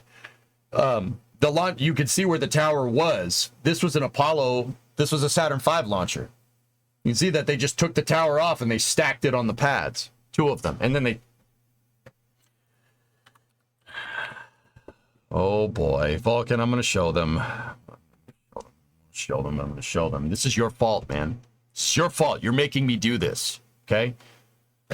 So they disassembled the launch umbilical towers. There were 3 of them. They used 2 of them to make the fixed service structures at 39A and 39B. That left them with a bunch of extra segments. And they took the platforms and they made the platforms into shuttle mobile launchers. They took the rest of them, the rest of the segments that they didn't need, and they stacked them in a yard behind KSC. Just in case we decided to switch our architecture back to a stick rocket. They sat there until the 2000s, and then we scrapped them. It's a great solar farm, though. I'm sure the carbon emissions from building another mobile launcher is going to certainly be less than that solar farm.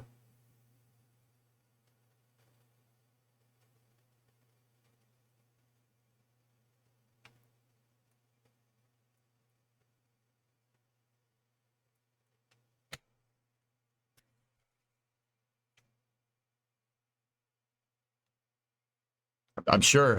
It'll be fine. It'll be fine. Yeah, it's not like, making a rocket launch pad takes a lot of energy.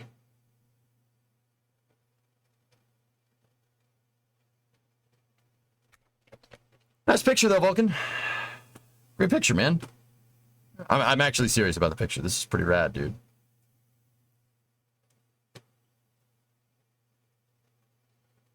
Was the surface structure stainless? It's just steel. See, cracking. I did in my video game, so I know it's easy. Oh, yeah, of course.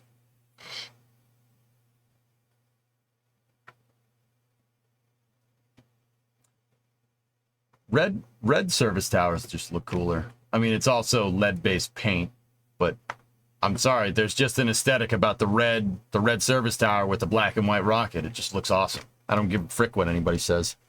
Looks amazing. The gray is cool too, but it's gray. Painted brown. Anyway, good question, Pedro. What else do we got here? We saw Lofted, saw Fram 2, we saw the updates. Rocket Lab is working, and we saw Tim's video there. Rocket Lab is working on Neutron's reusable fairings. Pretty high fidelity model there. Either that's a very incomplete fairing for Neutron, or it's a test article. That may have just came out of the autoclave, but this does have the build-up in carbon composite right there for some accoutrement. Accoutrement, what the heck is that? No, see, there's mounting points for things, so that actually looks like at least a high level of production fairing there, not just a model like that first one that Peter Beck is standing in. Camelot. It's only a model. Shh. You like using that fancy word. Yep. It's preliminary flight hardware, I'd say. The Neutron fairings have now reached a high level of development and are successfully being used in the operation of Nofurtronians. The paint was made of clear lead, if I recall correctly. If memory serves, lead was in paint as a white pigment before titanium white, whereas the red protective paint was mostly just sacrificial iron.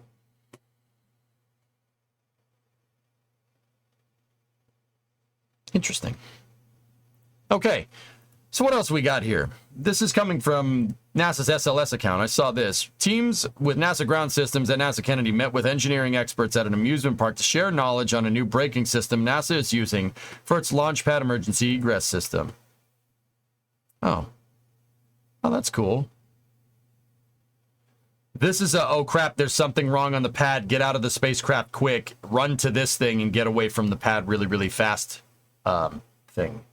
It's a slide wire basket. This is the emergency egress system, emergency pad egress system. Yeah. It's why the SLS mobile launcher is out there right now. The tube behind the Rocket Lab door, isn't it?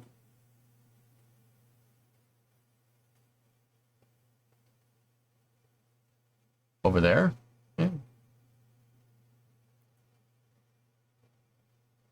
Yeah, so in case something really goes wrong on the pad and the astronauts can't use the elevators. No, don't take the stairs. Take the slide wire basket in case of pad fire. I've always had a question for that basket. The line is suspended from the tower? Yeah. That's correct.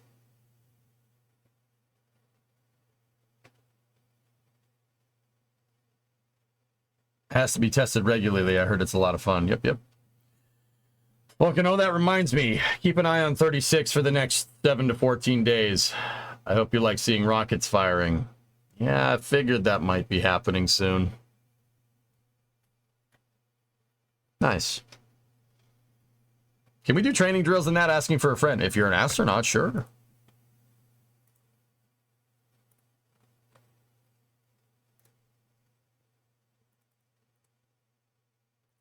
All right.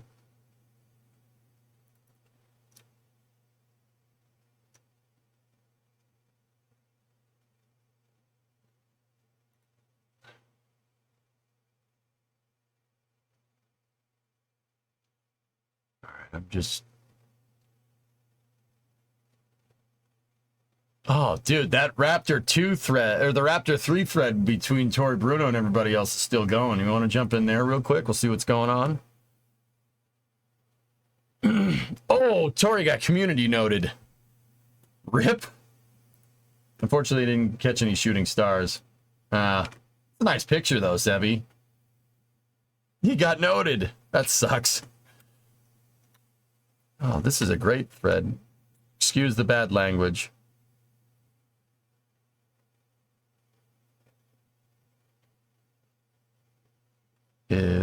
I saw something down here.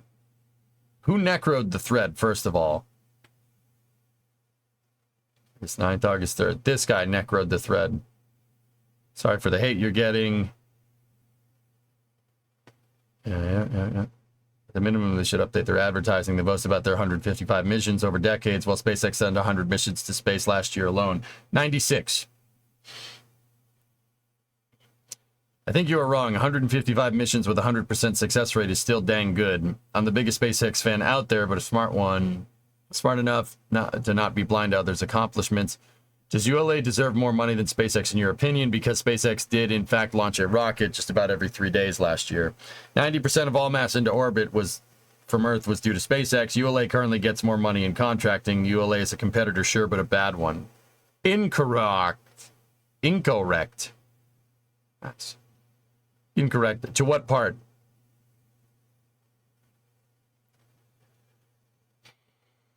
ULA has been kept alive by the taxpayers since the politicians need to get their money to their districts and paying insane amounts. See this person? This person has no idea what they're talking about. Yep. That is like 100% wrong. Yeah. Wow. Okay. What is Tori saying I'm incorrect about? Kind of lost. Help me. To my knowledge, all that information is correct. None of that is correct. What parameters could one compare to show ULA to be competitive with SpaceX in the context of that parameter? Win rate? Okay. From the help of your military contractor parents, not your market competitiveness. Do people not understand how ULA became a thing? Yeah, these didn't even think that he may have been talking about the rate-winning government contracts. Haven't looked up the stats. Would surprise me. Wouldn't surprise me if he's correct. I'm sorry. I just saw there was an update to this thread. I thought there would be more Tori Bruno. If by buddy you mean shared ownership between two of them, yes. Competition in space launch services would be nice. Sucks that no one has been able to keep up with SpaceX and needs handouts from the government to not go out of business. That $38 billion block buy from Amazon would suggest otherwise. What year does that guy think it is? Do you think it's like 2015 or something? Like, you know, it's 2024, right? ULA is a huge commercial contract with Amazon for Project Kuiper. It's like 38 launches or something. Largest block buy in history ever. Bigger than the Saturn V block buy. Amazon bought 38 launches, guys. 38. And then 9 Atlas V missions on top of that. With ULA. And then they bought, I think, what was it, like 10 Ariane 6 launches? And then 10 New Glenn launches? Yes, Amazon bought 10 New Glenn launches from New Glenn. Or from Blue Origin. Yeah. Hey, whatever. I'm not mad. More money for space. Weird way of doing it, but hey. Yeah, Tess, I said that the other day on stream. I'm just curious where Tori Bruno... I mean, Buddy is in the government of special interest in Boeing and Lockheed because the relationship is so ingrained from the military contracting and weapons manufacturing that I believe the reason ULA wins contracts is because the government is rubbing their back. Incorrect. The National Security Block Buy made 2 awards, 60% of the missions for the winner, 40% for second place. ULA, SpaceX, Northrop Grumman, and Blue Origin competed. Northrop Grumman and Blue lost. No award. ULA is the highest technical score and the lowest price. We won 60%, SpaceX won 40.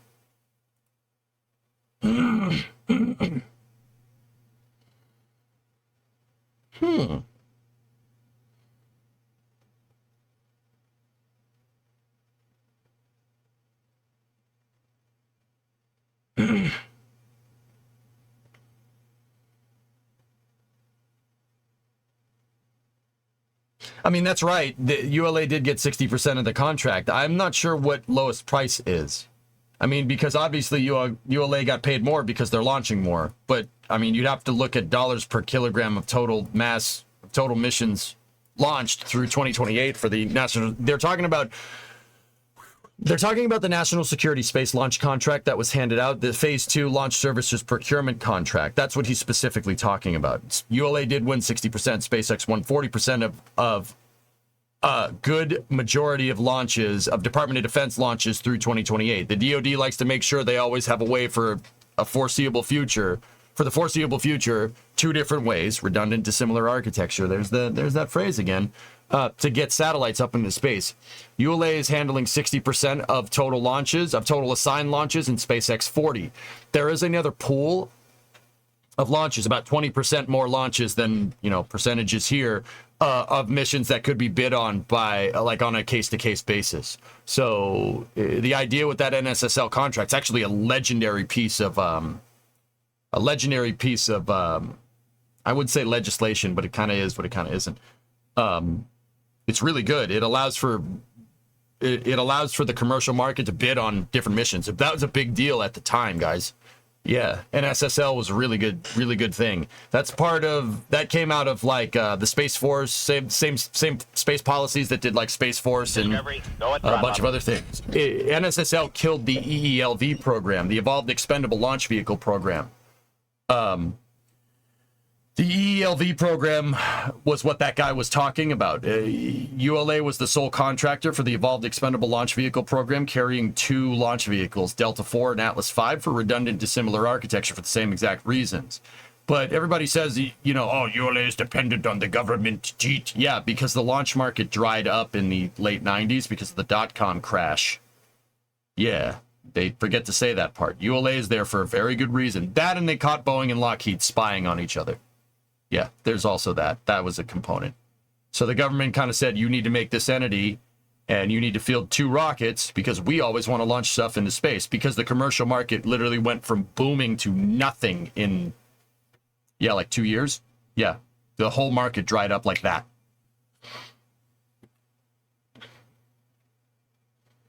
Hey, Bradley, 48-month resub. There's your primer for what this means. So, sorry, that was a lot of information very, very quickly.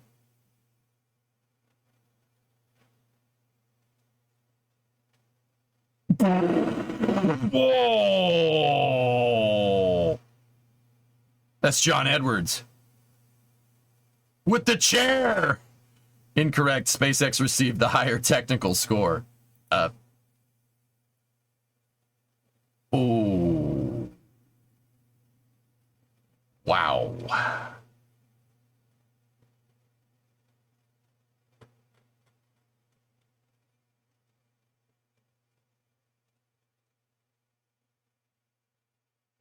Does he say anything about technical score here? Oh, he did. Oh.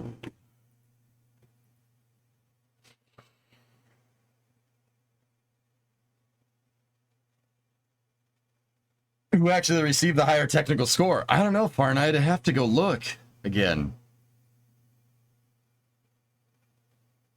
He was the part that I said he was right about was 60%, 40%. Sorry, I should have clarified again. Yeah, NSSL is, you should be able to go look it up. NSSL Phase 2 Launch Services Procurement. It's called LSP for short. So NSSL LSP. Interesting. Interesting.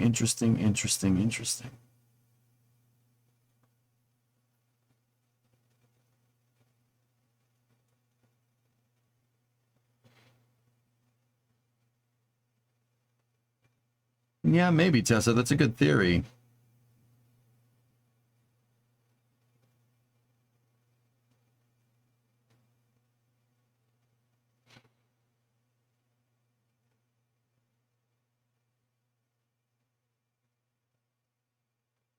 Interesting. Now we gotta go look. Hang on.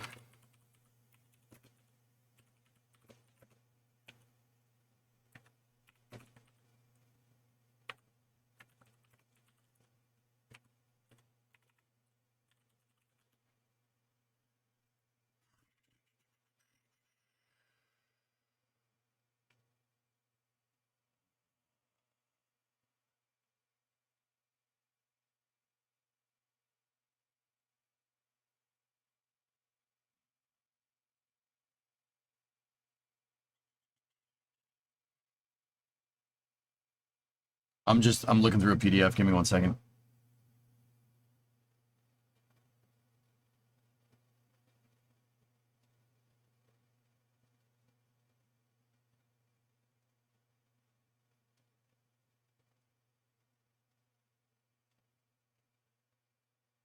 There's nothing about technical here.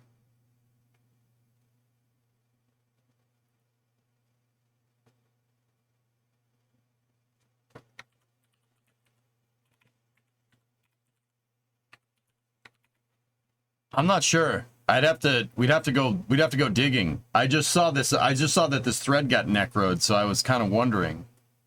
I mean, Tori Bruno's right about that. He's right about this. That part is right. I don't know about technical score. Interestingly enough, I'm not sure. John Edwards, though. Woo. It's still got the shovels. Whatever it is, it's the best kind of score. Yeah, that's right. That just popped up that in my feed, that freaking thing going on there. What is technical score? Basically, the ability to be able to move national security payloads where they need to go. Basically showing that you can. Yeah. Yeah. The pinpoint orbit insertion, for the most part, iron, stuff like that. Oh, yeah, there's all kinds of... Do they have scores on subsections, or is it an overall score? Part of my ignorance. It depends on the type of mission, Huzzah, if I'm remembering correctly. Please, it's been a while since I've looked at anything with Phase 2 LSP. That's old. That was old news, so I kind of threw it out the back, except what I told you. Is it possible that ULA was higher due to having the proper bearings? Guys, part of me in the back of my mind is like, Vulcan with the Centaur with the RL-10s is...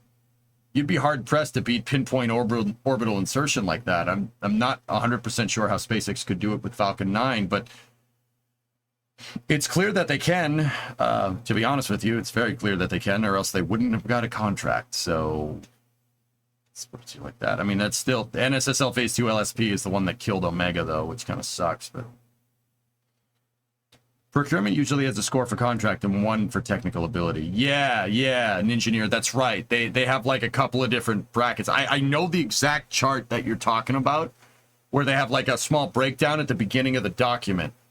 I've seen it, I just don't remember what's in it, dude. It's been too long.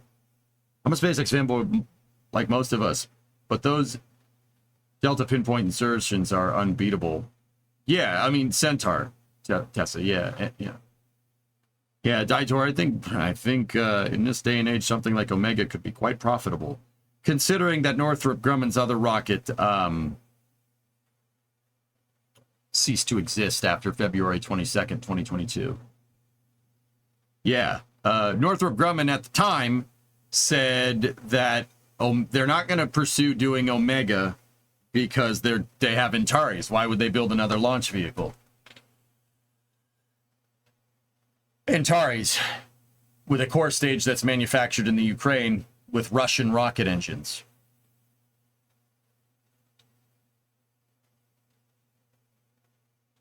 Whoops. Yeah, they're bringing back Antares and making a newer version where they had to completely redesign the entire launch vehicle. Yeah.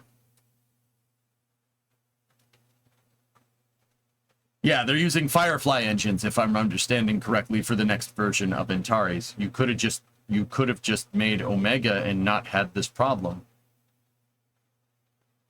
Just putting it out there.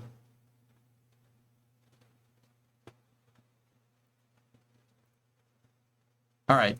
There's a little bit more news. Let's see what's good. I'll check to see if NSF has anything doing the rounds, but check this one out. This one's coming from the BBC. Reservoir of liquid water was found deep on Martian rocks. This was actually very recent. Let's see. Scientists have discovered a reservoir of liquid water. Accoutrement. What the heck is that? Scientists have discovered a reservoir of liquid water on Mars, deep in the rocky outer crust of the planet. The findings come from a new analysis of data from NASA's InSight lander, which touched down on the planet back in 2018. InSight is actually done. It broke. Ran out of power. It didn't break. It ran out of power. That's what happened. Dust built up on the solar panels. Yeah. So Insight had a seismometer. That's what this thing is. And it had a drill. See, you could tell it's a drill because of the way it is. Okay, so this is data reviewed from Insight. Cool, cool. The lander carried a seismometer which recorded 4 years of vibrations, Mars quakes from deep inside the red planet. Analyzing those quakes and exactly how the planet moves revealed seismic signals of liquid water.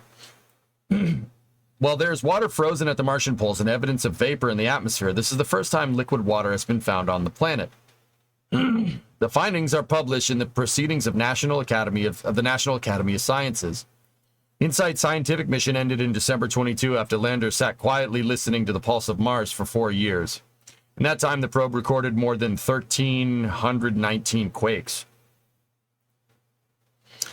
By measuring how fast seismic waves travel, scientists have worked out what material they are most likely to be moving through. Yep.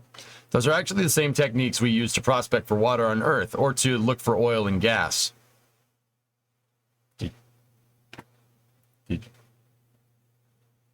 Did you find any of that?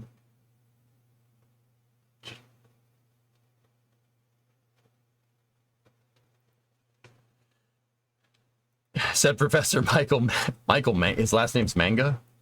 Cool. Right on, man. From the University of California, Berkeley, who was involved in the research. The analysis revealed reservoirs of water. Why do I keep saying water? I don't know. Water at depths of about 6 to 12 miles, 10 to 20 kilometers in the Martian crust. Okay. We're going to liberate Mars. Yeah, right. Understanding the Martian water cycle is crucial for understanding the evolution of the climate, surface, and interior, said Vashen Wright from UC San Diego's Scripps Institution of Oceanography. Professor Manga added that the water was the most important molecule in shaping the evolution of a planet. The finding, he said, answers a big question of where did all the Martian water go? Studies of the surface of Mars with its channels and ripples show that in ancient times there were rivers and lakes on the planet, but for 3 billion years it has been a desert. Some of that water was lost to space when Mars lost its atmosphere, but much of our water is underground, and there's no reason for that not to be the case on Mars too. Interesting. Cool. We should go there and, like, drink it.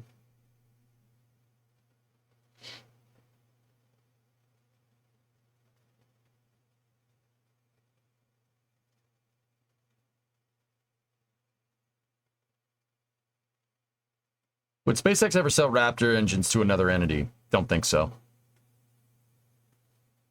I mean, maybe, who knows?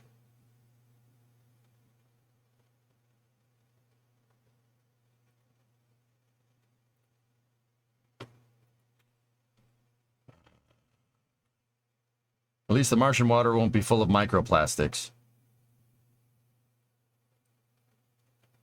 Okay.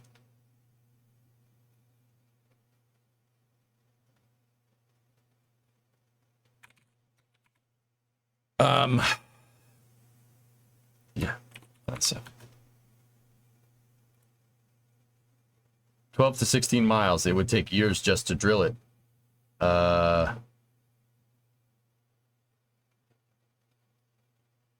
It's there, though. That's important.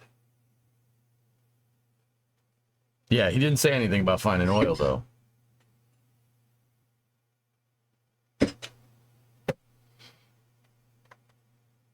Just saying, if Mars billions of years ago had rivers and deltas and channels and oceans and stuff, I'm just saying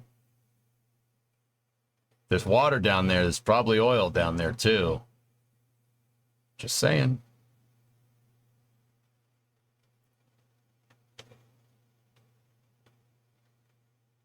They had oil, the U.S. would have landed 40 years ago. That's not how that works.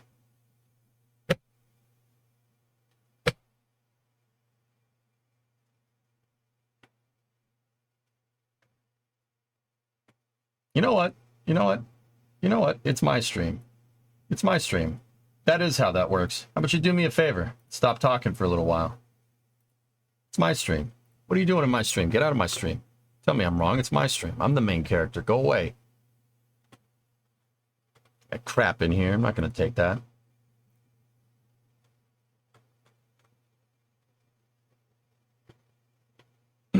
Get out of my thread. What are you doing in my thread? Anyway.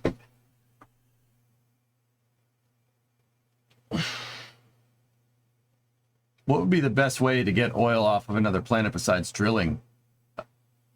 What? Okay.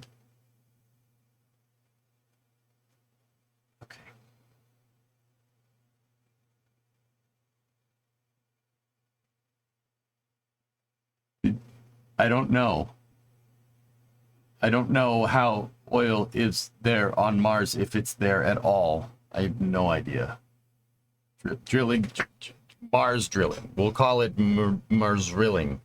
Mars drilling. It's one word.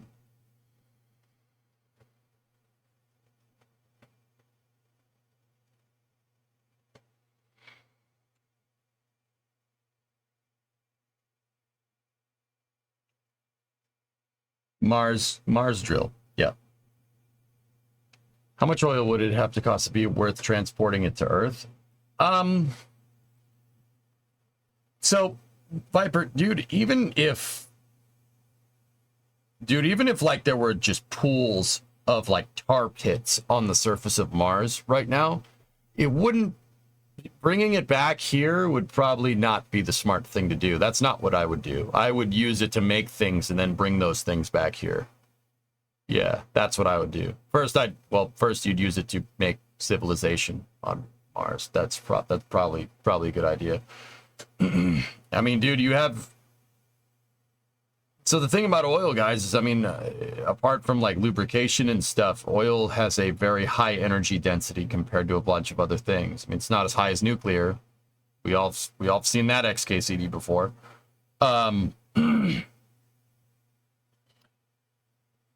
It's not as high as nuclear, but I mean, it's enough to sustain civilization.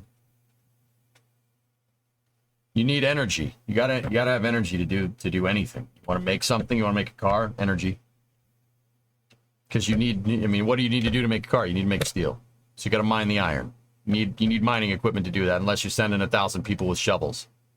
In which case, what do you breathe out? Still carbon emissions. You still need energy. You just got to feed these people. So now instead of fuel, you have 1,000 people doing your mining, right? Instead, now you have to feed them. You know what I mean? Energy is a zero-sum game. Now, don't get me wrong. There are better applications. There are more efficient applications depending on what you're doing with energy. But you need energy to do any civilization stuff. That's kind of important.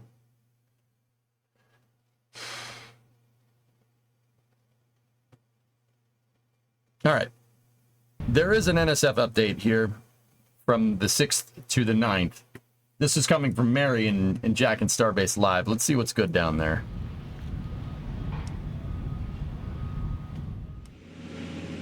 It doesn't really make sense. Yeah, it doesn't make any sense to have to try and bring that oil back. Use it to make other things, right? Like if we use that oil to, I don't even know, get water out of the ground, but we have plenty of potable water here, so that doesn't make any sense either. Maybe manufacturing steel, something that has high carbon emissions that we could send back here, or manufacturing of goods. Manufacturing in the vacuum would be nice, but yeah, you can do that in low Earth orbit. So who knows? You mean we can't harness the power of hopes and dreams? Maybe in the future.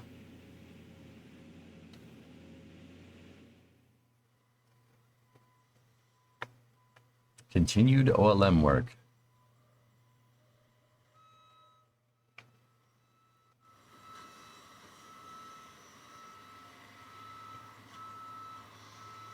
Yeah, Tessa, maybe. Mars could be a good candidate for that. Yeah, build a mining ship that can go mine other planets. Because Mars has about 1/3 of the gravity, guys. So, yeah, super useful. about that Molina orbit the other day. Didn't know it was the first time for Falcon 9, and sorry if you haven't. Sorry if you've already covered it. Oh, the what mission was it? The Arctic broadband, the Arctic satellite broadband. That was a Molina insertion. I didn't know that. That's cool, man. It was over the weekend, Belk, because over the last 2 to 3 weeks, everybody just decides to launch on Saturday or Sunday because frick me. You know, SpaceX had that return to flight. They did 3 missions over the weekend. Then there was 3 missions during over the last 2 weeks, dude. Here, you want to hear a stat? We looked it up. Over the last 2 weeks, 66% of Falcon 9 launches have been done on the weekends. Yeah. Yeah, we looked it up. There have been 9 launches since the return to flight. 6 of them were launched on the weekend. That sucks. That's cool. I didn't know it was a Molina orbit. That's really neat, though, Belk. It's cool. Norway defense satellite.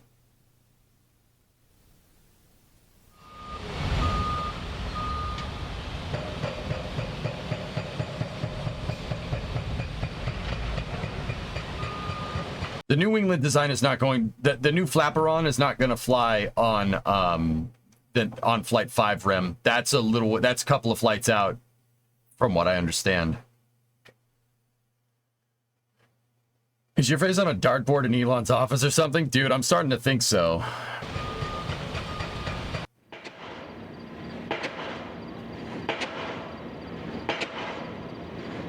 See that, guys? It's a giant hammer. Hammering a giant stake into the frickin' ground. Pile driver.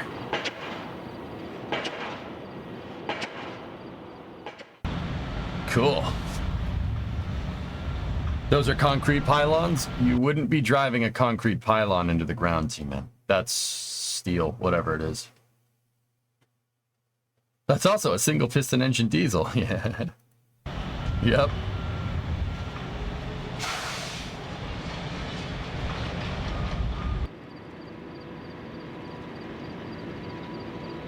That's a concrete pumper truck. They're putting some concrete in there.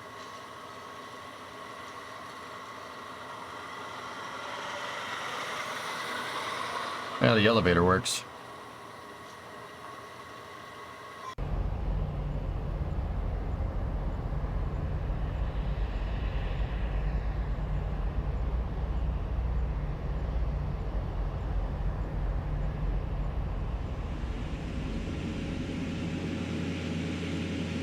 Up, 14.1 test tank. There it goes.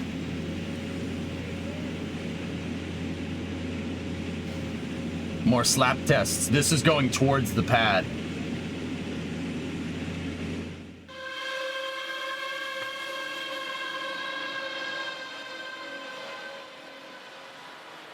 Yeah, see, that's a small testing article. Yeah.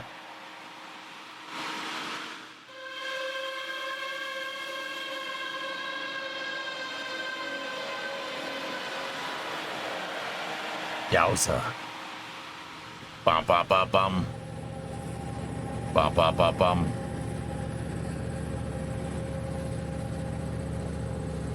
That module 6 right there is a thing to hold tower segments. It holds the tower segments because they make them in prefabricated segments and then they move them to the pad for stacking. We're going to see them break the 8800 crane. Has that thing, I haven't actually checked, has that thing done anything since they broke it the other day? I'm pretty sure it hasn't.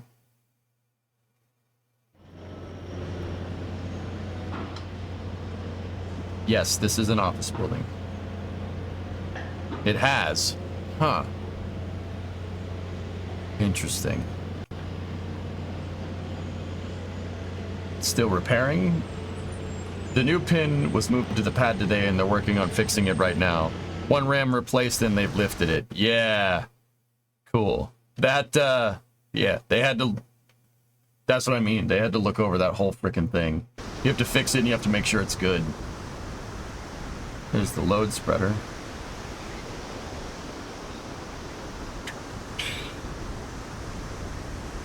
So those pistons are stabilizers. That's the jib stabilizer that on that CC8800. There's stabilizers all over him. You could see the stabilizer that's holding the main boom to the house right there. See that? It's that diagonal line. Those stabilizers are to prevent shock loads, ironically, and a shock load sheared one off. What crane is broken? The CC8800, the thing that's building the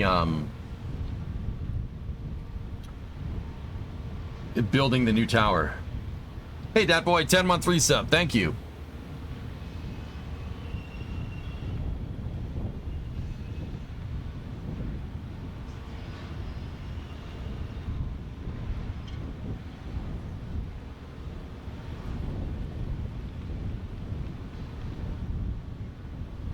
We're using the crane to put that thing on.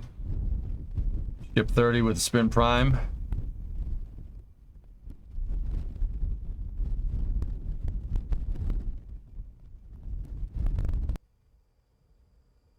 Ship 33 was stacked.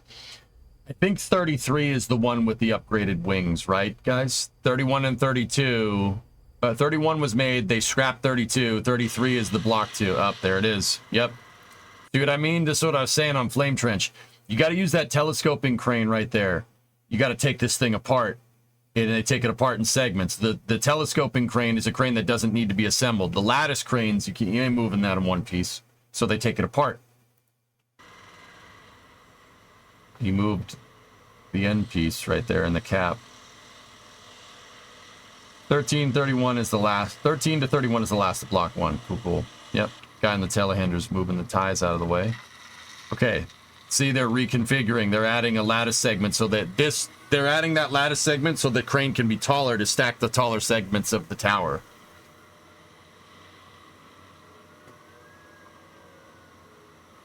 And then they reattach it. It's just like a big Lego kit, dudes. And then see that thing right there? That thing that's kind of hanging? They'll reattach that somewhere. Note that there is another. I was gonna say that's a telehandler for those guys. I wonder if they're gonna replace the stabilizer. Did we see any pictures of that? It's been a while. When did you stop wearing the aviators? 2017, Justin. I haven't worn the aviators on like a regular basis since then.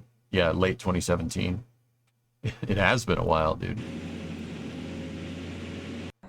Think they will make a SpaceX transformer set that has bolts, that has bots that turn into one bigger bot? Sure.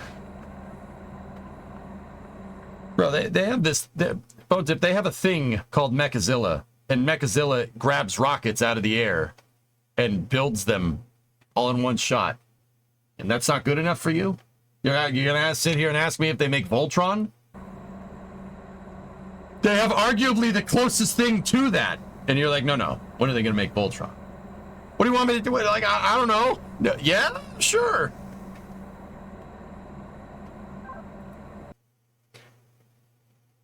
Yeah, I've been with you since you built a fully functioning F-14 with the folding wings and KSP. That was definitely before 20... The first time I attempted it, Justin, was definitely before that. What was your name on Twitch? Oh, dude, you should see the stuff I built after that.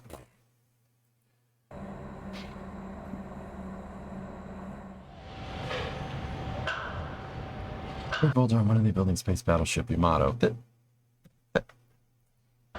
Most amazing KSP player in history. Well, hell, thanks, man. I appreciate that. I appreciate you coming back. Justin, I'm failing to remember what your name was on Twitch to see all that.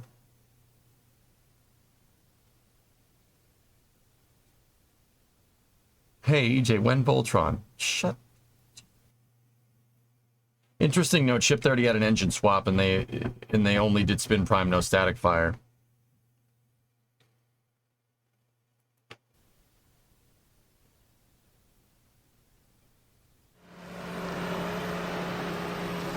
There's the test stand.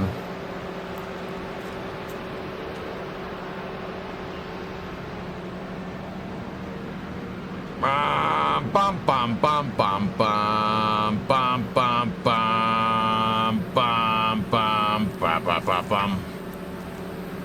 Spa-ba-ba-bum. Spa-ba-ba-bum. Spa-ba-ba-bum. That's the real patch fuzz. Bum-bum-bum-bum. Bro, I don't even remember. I just logged into YouTube for the first time in a while, and this was the first thing I see. Dude, I remember when you were building the space shuttle, and the game used to lag so bad. Yeah, Justin, yeah, you know, you were definitely there. Those are key details, man. I mean, I always lag the game, dude, but yeah. That's vet. Yep. I hate Boca, to be honest. Spent 2 days there and got eaten by mosquitoes, Rudy. This is over in the YouTube chat, Twitch guys, in case you're wondering. Get the frick up. Get the frick up. Those stabilizers right there are the ones that one of those popped, so they must have replaced it. Oh no, this is when the incident occurred. Yeah, watch right up in here. Oh.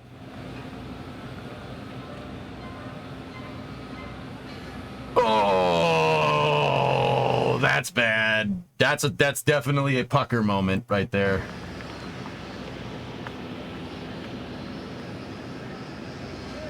Yeah, watch the dolly.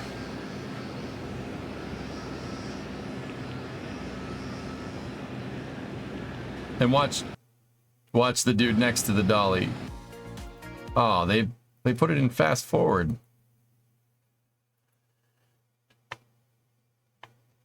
I used to watch you and this other guy. I think his name was Das or something like that. Yeah, Justin, Das runs this website right here now. He doesn't stream anymore.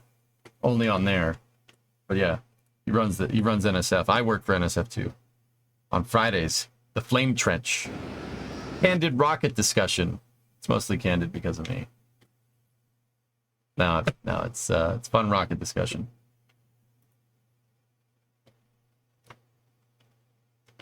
Yeah, Creeper, there it is. It's definitely broken. Clip in real time. Yep. Yeah, they broke it, so they've been fixing it over the weekend. It's gonna take some time. Candid rocket discussion, that's right.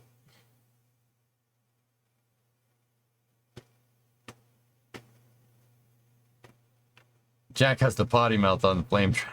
He he definitely does. Yeah. Did Jack do an update? Chapter 3 finally fires up. Well, ship 3 That's my boy right there. That's my boy. It just did a spin prime test. But now, SpaceX is saying that both Flight 5 vehicles are ready to go. But are they? Meanwhile, Booster 14.1 test tank is back at Pad A and ready for more catch testing. And we did a flyover this week, so we get to examine everything in detail from the air. Howdy, Tank Watchers. I'm Jack Byer for NSF, and this is your Starbase Update, sponsored by Henson Shaving. Water towers fly! Yes! Sorry, I had to. Yikes, you bet. We don't need any more of those. Let's start off with Ship 30, which has had quite an interesting week, to say the least. If you remember from our last episode, Ship 30 had completed a static flight orange! at the Massey Outpost before being rolled back to the Sanchez site to have work done on its heat shield. However, it was then rolled into Mega Bay 2, where SpaceX swapped out one of its Raptor vacuum engines. As is usual with these vehicles, when an engine swap occurs, everything needs to be tested and checked out once again. And that's exactly what SpaceX Adam, what's up, man? Ciao, come stai? Sort of.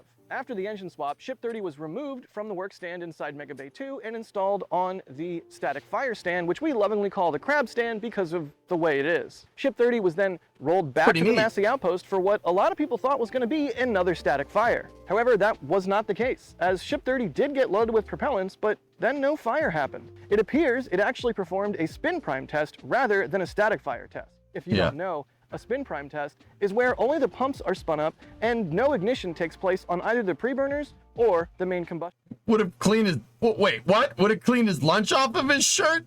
Bro, that's sweat. You know how hot it is down there? You're pretty much in Mexico. It is really freaking oppressively hot in Boca. And there's mosquitoes everywhere. Oh, yeah.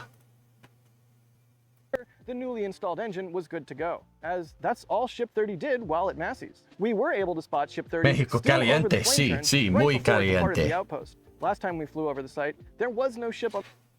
Natch, what I'm trying to tell you is, hace mucho calor aquí. Aquí. Aquí. See? Mucho calor.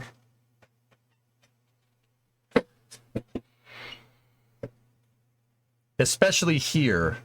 Not here or here so much, but like right in there.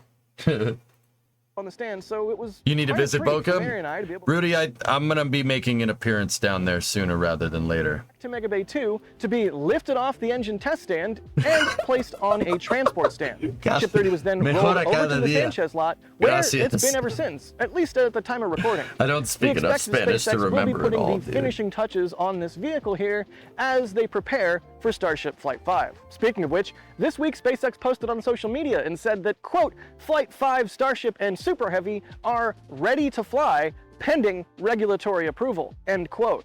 So that means no more testing. Both vehicles are ready to go, right? Well, not quite yet. At least in terms of general testing, because in the same post, SpaceX said they will be doing more testing, just not directly with the Flight 5 vehicles, which we'll talk about shortly. And in the past, SpaceX has said that vehicles are ready to go when they've then decided to do more testing or just needed to have some more time to finish up some small pre-flight work on those vehicles. So take this ready to fly with context. It's a meaningful update, but doesn't mean that launch is going to be next week. Aside from all of I that, wish. Ship 30 and Booster 12 haven't even been stacked yet. So does this post from SpaceX mean that there won't be any kind of full stack testing like a wet dress rehearsal or anything else? I don't think so. In fact, at least I'm expecting a wet dress rehearsal ahead of Flight 5, if not just a partial one. Either way, maybe it's not in the cards right now, it's a good but idea. SpaceX will decide to do it once they get it to the pad. As always, Discovery, plans go here and in throttle up. Hey, Starbase Nick, can change 66-month very resub. rapidly. The successful outcome of Starship's fourth flight meant that no mishap investigation is needed. But the launch license will have to be modified in order to be able to perform a landing That's of still Super Heavy ridiculous. I back still here can't at the believe that launch site. happened. And that makes sense, since this is the first time it'll ever be tried, especially given the whole landing on the chopsticks thing. This is very much not just a bigger Falcon 9. This pending regulatory approval remark and SpaceX's messaging on social media regarding sonic booms basically seals the deal that Super Heavy is going to be coming back here to land on the chopsticks for the first time. And that makes sense that they need regulatory approval to do that. It's the first time they're going to do it. It's huge, it's massive, it's crazy to land a booster on chopsticks. Like what?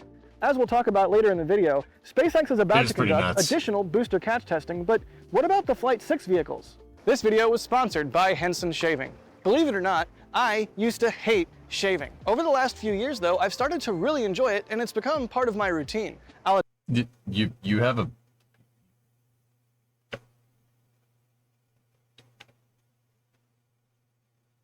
admit, when Henson's AL13 razor showed up in the mail, I was a little intimidated, but after using it for a few shaves and getting the hang of it, I'm a big fan. Henson is all about precision. That precision means the blade sticks out just 13/10,000ths of an inch from the razor. That's 0.0013 of an inch. I also really like that there's no plastic waste, which means I can get a nice shave and not worry about throwing more What?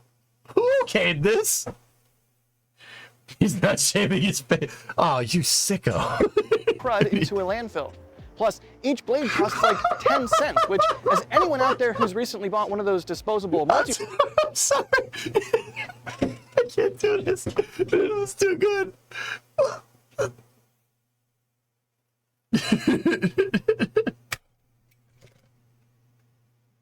He could be, yeah, that's right. He could be shaving his head. multi-blade thing's nose is a crazy good deal. Yes, the Turn AL13 on the counter. I'm in scalp, obviously. Oh yeah. That's. Oh.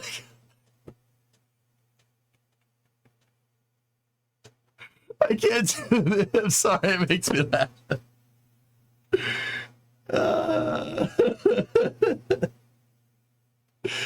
Discovery, go and throttle up. Oh, you want me to ask him? You want me to ask him this week on Flame Trench? Hey, why were you advertising a razor for shaving beards on the update video? I'll ask him. I'll do it. I'll do it. That's gonna be dude. I'm gonna get a real awkward answer either way. I'll ask him. Oh my goodness, that's awesome. So good. During this video. I love Jack. So Jack's my what's up with boy. the Flight 6 That vehicles? guy's the best. In case you don't remember, that's Ship 31 and Booster 13, which are in the High Bay and Mega Bay 1, respectively. Well, last weekend, SpaceX already started tearing down Ship 31's heat shield to start its rework ahead of the sixth flight of Starship. Just like we saw with Ship 30, this teardown will replace the existing tiles with newer and tougher ones, and SpaceX will also apply the I'm going to, Vanguard. I'm going to.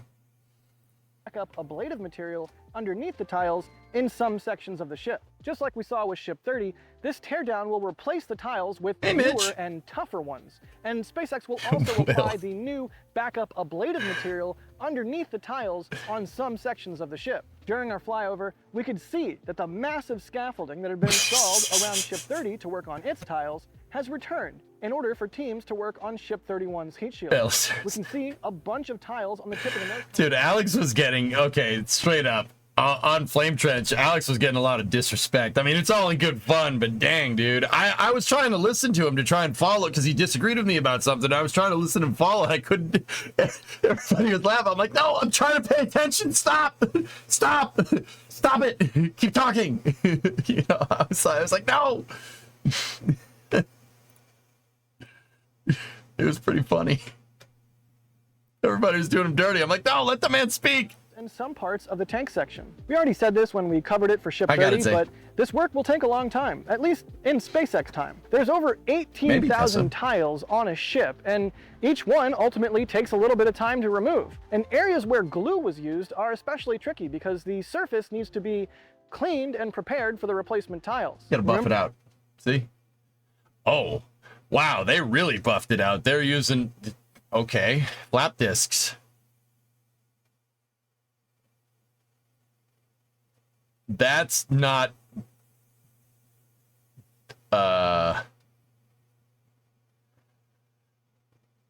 whoa.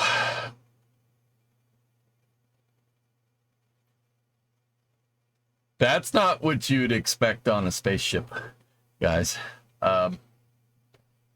Wire cup? I don't know, man. Those lines aren't wavy enough for it to be a wire cup. That's definitely a flap wheel. Remember all the grinding and cleaning we saw done to Ship 30's nose? Get the brake clean out. There's also a white fabric material underneath most of the tiles that reminds. This is a guy hammering and chiseling his spaceship. Just want to point that out. Reminds me of the SIP, or strain isolation pads from the shuttle era, that will need to be cut out or removed depending on where SpaceX is installing the new ablative material. Once the tiles are installed, a gap filler is added, and then their adhesion You're the is same tested. screwdriver? All right. I think you're getting it by now, right? This is a lot more complex than just remove tile, add new tile, and done. For reference, on Ship 30, this process took 38 days, which means that for Ship 31, its heat shield likely won't be ready until mid-September. This, in fact, points us to the idea that the Flight 6 vehicle testing remark from SpaceX means that they're going to test Booster 13, and not exactly that they're going to test Ship 31. In any case, we should not discount the possibility of Booster 13 rolling out to Pad A for static fire testing. As we'll talk about later in the video, Pad A is currently occupied by the Booster 14.1 test article as SpaceX prepares to do additional catch testing. But once that's complete, there will be plenty of time in their schedule to roll Booster 13 out and fire up its engines. This week, Mega Bay 1's door was opened a few times, and one of those times, we were able to spot Booster 13 sitting on the center workstation inside the bay with some protective tarps over its top dome. This could perhaps be because SpaceX is either doing some extra work here, or maybe they're repairing something, or they're just installing the pushers that will eventually separate the hot stage ring during flight. So who knows, maybe once this work is complete and the catch testing is complete, they'll roll out Booster 13, fire up its engines, and then take it back to the production site for any final work it needs ahead of Flight 6. Speaking of firing up engines this week, we had the first firing of a Raptor 3 engine. We covered Absolutely, a lot of the Blackbird. new details about this engine on our last episode, so do check that out. But at that time, the engine hadn't been fired yet, and we knew it was installed on one of the bays at SpaceX's engine testing facility in McGregor, Texas. The particular stand it was installed on hadn't... I'm sorry. I stopped paying attention to what Jack was saying. Dude, I was reading from a SpaceX employee that posted on social media about this stuff. I believe it was on X, about how, so the reason why this thing looks so ridiculously simple, Raptor 3, is because, like, you don't have any valves or fluid management systems or anything like that because they're integrated into the pipe. So the pipe geometry is your metering system. So that would indicate that their fluid management system is passive in Raptor 3's design. You have a passive fluid management system, which is... I didn't get to talk about this on Flame Trench because Alex went away on Raptor, and yeah, his explanations was good, but he forgot to tell people why all that stuff is there. But his explanation, everything that he said was perfect. It was right. Just some of the context was maybe needed. But whatever. His explanation, I mean, I followed along with it. It was great. I'm not sure if anybody else would, but that's some part that I didn't get to say. They have passive fluid management systems on Raptor's plumbing, which is...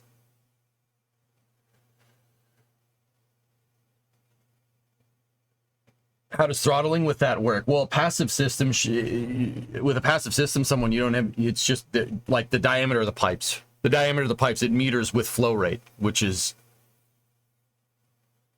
Once again, man, this is... Raptor 3 is...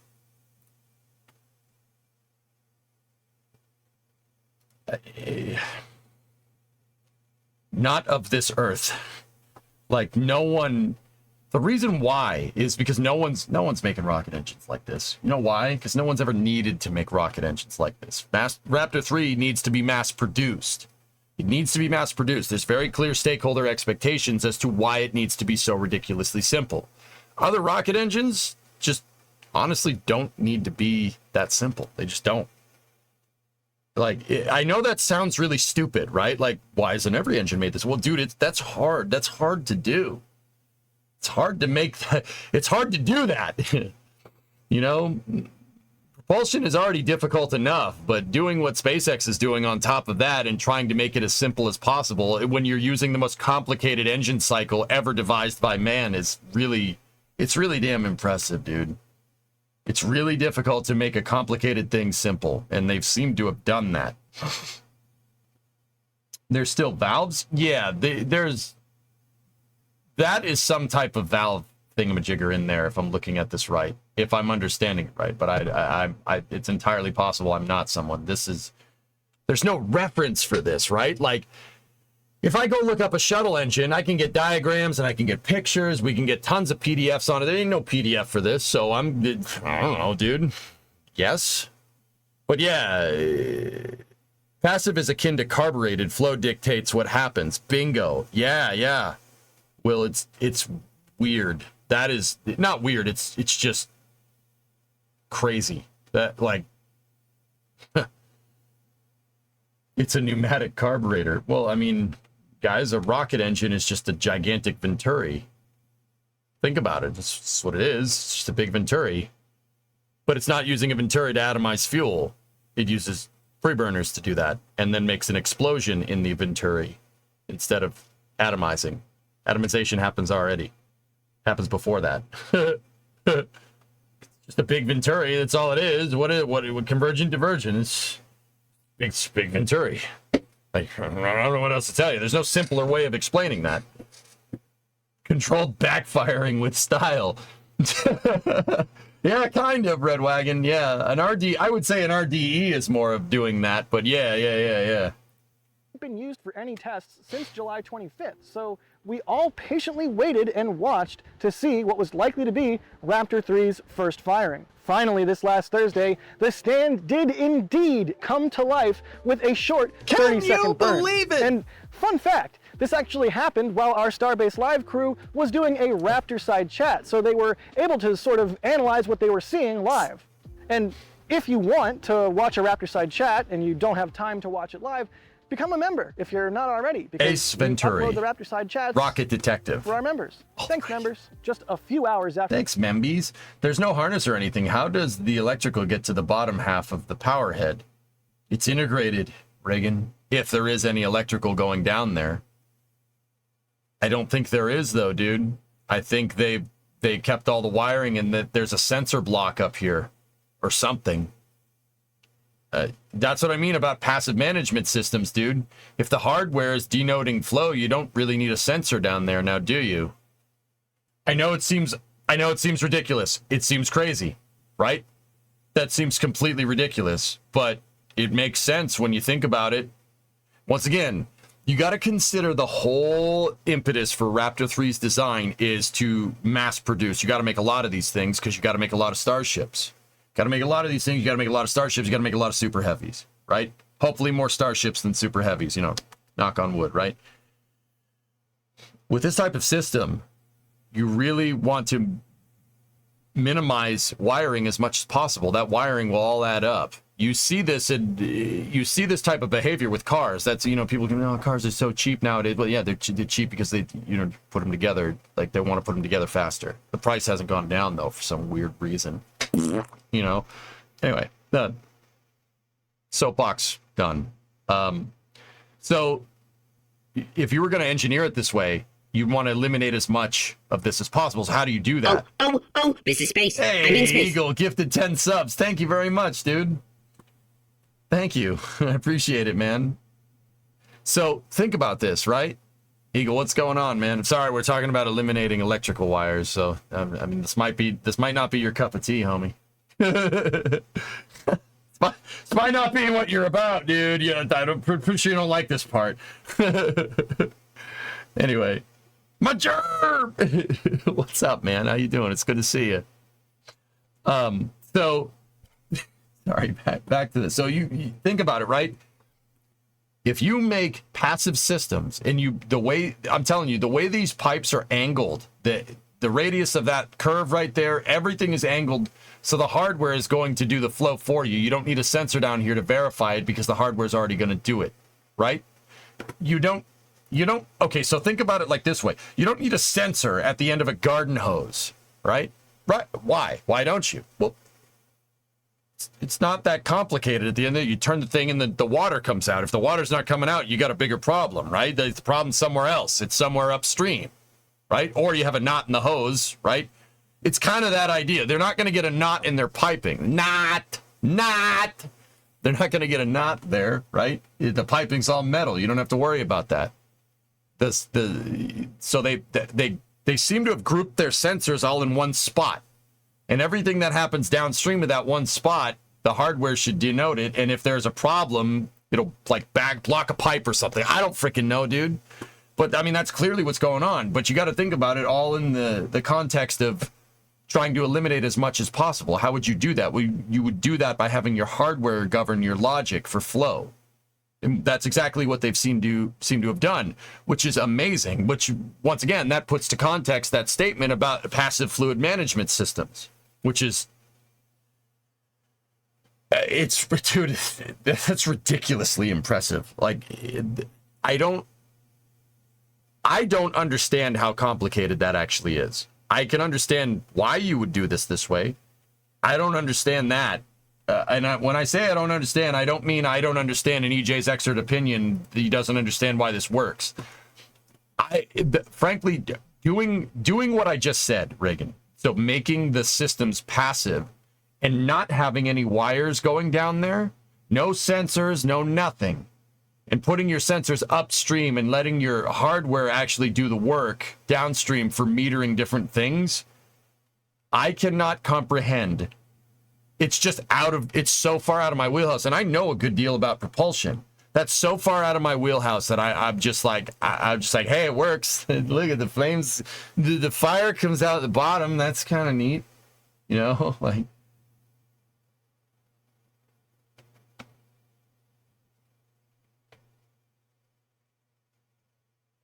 Either that or they're printed right into the system. I mean, it could be one or the other.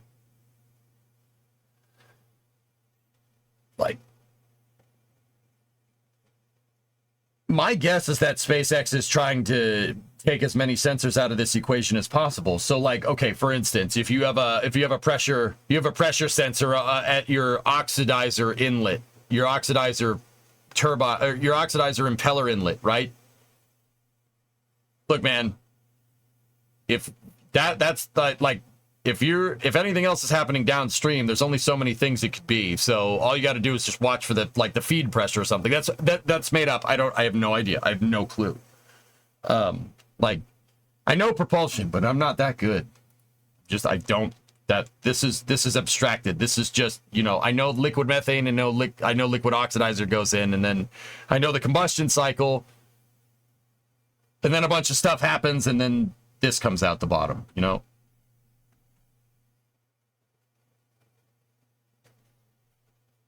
Look at their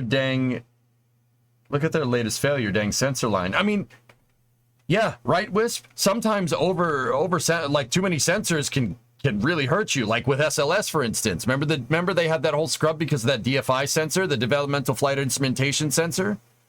The DFI sensor was giving improper temperature readings on their high pressure oxidizer turbine pump on engine 3 on SLS.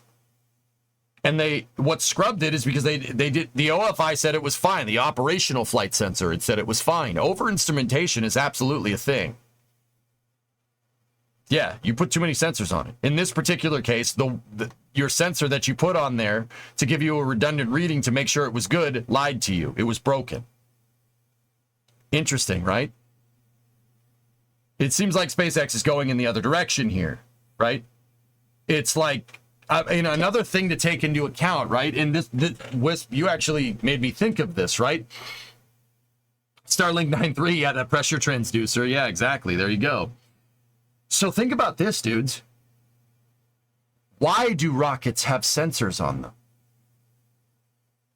This just kind of popped into my head. Consider it. Why? Why do they have sensors? Why do you need sensors on them?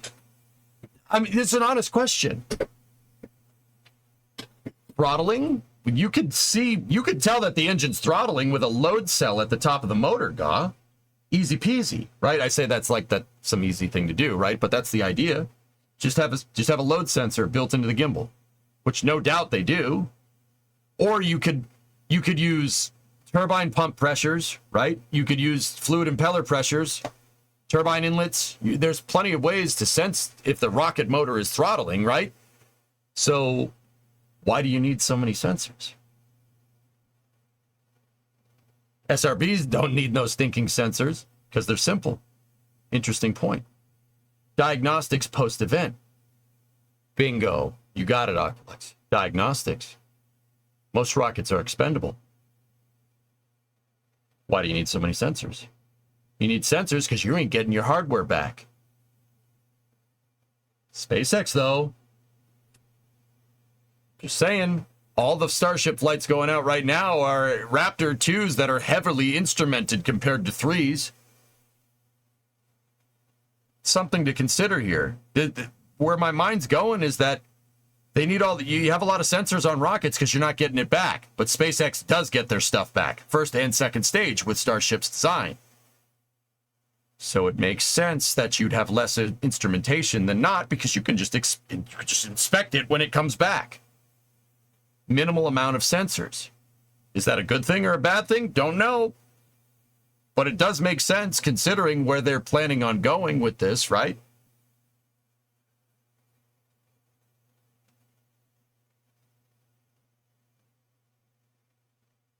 We know they ship all the failed engines directly to Hawthorne. There you go. Right? Right, Blue? That's what I'm saying. It's something that I just thought about. Like, you know, car engines have sensors nowadays and you can pull a code, right? But There was a time when a car engine, for instance, didn't have any sensors on it. You had to go and look at it.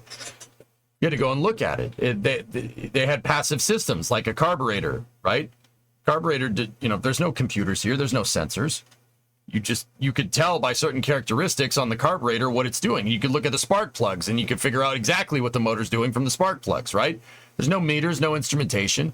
So how'd you fix it? It's all predicated on being able to inspect your hardware, right?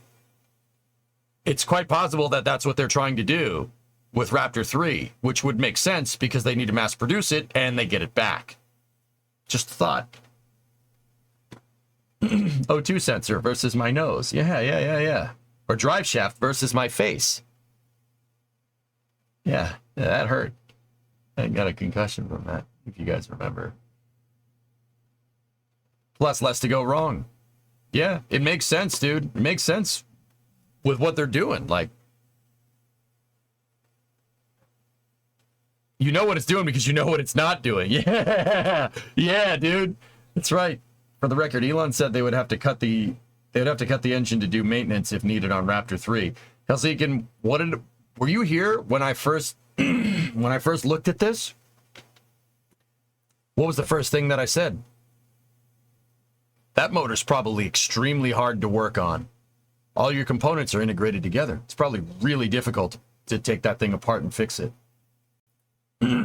Just saying. It's always a trade-off, dude. Do I know that because I had any foresight or an anonymous source? No, I know enough about mechanics to know that motor is probably really easy to put together, but probably really hard to take apart.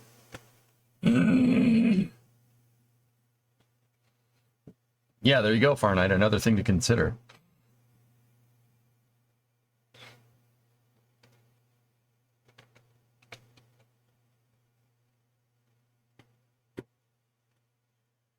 I really don't think that's the case. I think they're simply using a minimal amount of sensors to safely operate the engine. They likely pull all the data they need. I didn't say the engine doesn't have any sensors. There are many parts of this engine that I can tell you just by looking at this picture that aren't monitored. Yeah. There's a sensor block on it. It's up at the top. It's above the methane turbine inlet. Or not turbine inlet, the impeller inlet. So there are sensors on it, but you can extrapolate what's going on from a small amount of sensors because of their passive systems, because of the passive fluid management. I'm telling you, man, it's genius. It's the reason why it's genius isn't because this idea has been thought of or hasn't been thought of before. We've done, like I said, car engines did that for the longest time, but that's entirely predicated on the fact that your car engine is reusable. That's why they did that way. That and there wasn't a computer, right? It's very interesting. There's enough instrumentation on this thing to say conclusively what it's doing in flight, right? But there's not a lot of sensors. There's just not a lot of them. They really narrowed it down to what do we absolutely need, right? It's very interesting.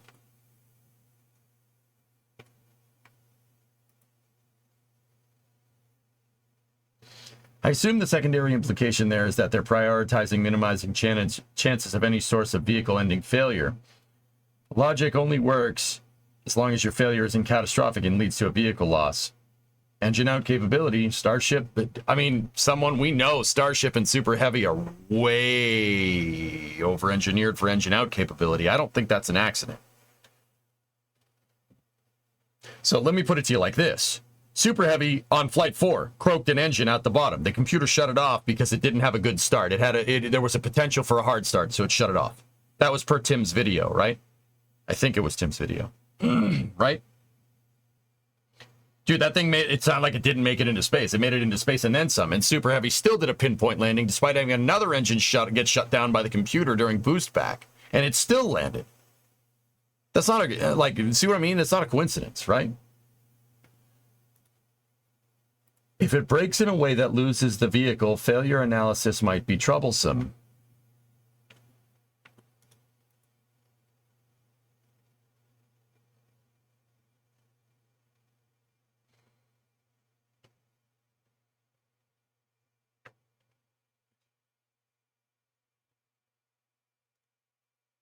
Once again, it's not like the vehicle doesn't have any sensors on it, guys. It just has less sensors. And Reagan, if you really want my honest answer to that, I think SpaceX is going to use their stock of Raptor 2s, which they have a lot of, right? They're going to use their stock of Raptor 2s, and by the time Raptor 3 even sees a Starship, you should be pretty much, there's only, like, it should be pretty well thought out by then. You know, like, there shouldn't be, by the time Raptor 3 flies, we shouldn't be seeing any vehicle-ending failures. Just a thought.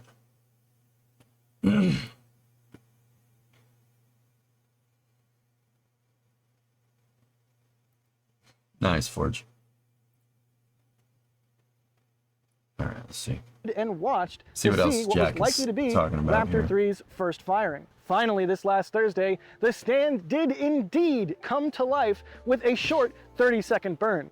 And fun fact, this actually happened while our Starbase Live crew was doing a Raptor side chat, so they were able to sort of analyze what they were seeing live. And if you want to watch a Raptor side chat and you don't have time to watch it live, become a member if you're not already, because we upload the Raptor side chats for our members. Thanks, members. Just a few hours after the test, SpaceX's Gwynne Shotwell posted a picture of the Raptor 3 firing on the test stand, saying, quote, "Works pretty well for a partially assembled engine." This is obviously in relation to ULA CEO Tory Bruno's comments previously in the week that the engine was partially assembled and not complete. Now, it is true that on vehicles such as a booster or a ship, there will be some more bits added that are specific to the engine being installed on a vehicle instead of on a test stand. But as we talked about last week, there's really not a whole lot more to be added, especially given the numbers that SpaceX gave us for all the vehicle side mass that will have to be added to the engine. I really can't wait to see a booster roll out and get installed on the stand with no shielding on the engines. It reminds me of the Booster 4 days, and it's gonna look really awesome. Apart from the picture Gwynne shared, Elon also added a few more pictures where we can see the active methane cooling in action on the engine. Previous versions of Raptor already had parts that were regeneratively cooled, but this engine has a lot of integrated systems that have to have even more parts cooled while the engine is running. As that cooling happens, the coolant, in this case methane, gets heated up, which is why not all of the engine is completely frosty. Some parts are carrying the cooled methane and some parts are carrying the heated methane. With this first Raptor 3 engine being tested, it's very likely that we'll see more tests done on it and maybe even a test to destruction before SpaceX then moves to other engines down the production line. As for when we'll see a Raptor version 3 engine first installed on a vehicle, right now it looks like it'll be on the first version 2 ship, which as a reminder is Ship 33, but we'll just have to wait and see how that all plays out. Coming back to Starbase now, this week during our flyover, we were able to spot even more developmental barrel sections outside of the Star Factory. We know this because they have cutouts or coupons on them that are the result of teams taking samples to test the quality of the welds on these sections. Back on the ground, we can see that one of these dev barrel sections has tiles installed on it, although they're all cracked, so maybe this was just done for testing. In fact, maybe this testing was of the new automated tile placement system that we expect to debut on Starship version 2, and which should hopefully accelerate vehicle stacking. Next up, during our flyover, we were able to spot the ongoing work to join the office building and the Star Factory on the east end of the production site. We've already seen lots of foundation work and other groundwork here in past flyovers, and also via shots from the ground, but now the place is ready for the new structure. Once everything is complete, someone will be able to walk all the way from the furthest end of the office building across this connecting structure, go into the Star Factory, cross it all the way to the other end, and go into Mega Bay 2 through its connection to the factory. That's pretty neat. By the way, do you remember that random plot of land by the office building that SpaceX didn't own, couldn't do anything on, and actually had to build around? Well, no more. It's actually been under litigation since 2021, and the case was just dismissed. We can see from the aerial pictures that SpaceX is already starting to clear out this area and begin working on it, although we don't yet know what it'll be used for, whether it's going to be extra office space or something else. One thing that we can see though is that there's more foundation work for the office building to the east of this patch of land. So it looks like at least the office building will grow even larger than it is right now. All right, now let's move over to the Sanchez lot, where a lot of interesting things have happened this week. For example, over at the north end of the lot is the famous Rocket Garden, and believe it or not, Ship 32 has received some attention for the first time in like 6 months. This vehicle completed stacking all the way back in January and was moved to the garden in an incomplete state. In recent months and weeks, we've learned through documentation and from Elon himself that Flight 7 will be debuting the upcoming version 2 of Starship, which means Ship 32 won't be flown. So given all that, it was pretty interesting to see that there were lifts up on Ship 32. What was going on with that small plot of land? Dead crew, somebody disputed SpaceX's purchase of that land. Yeah, SpaceX bought it, and somebody, if I'm remembering right, I could be pulling this completely out of my tail. Please don't kill me.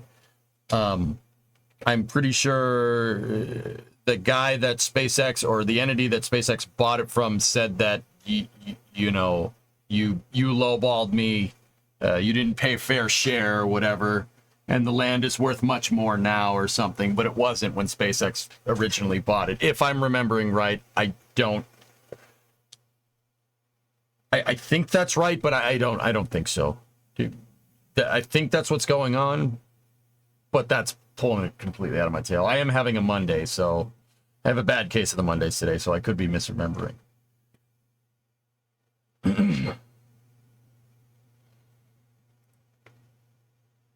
Perhaps they just wanted to do some inspections because, after all, it has been sitting out for quite a while.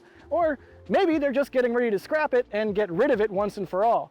Either way, it doesn't look like Ship 32's flight status has been changed. Also at the Sanchez lot are the remaining pieces of hardware for the second launch tower at Starbase. If you remember from last week, we mentioned modules 7 and 8 had started to see scaffolding installed at the top, which meant they were very close to rolling out to the pad for stacking.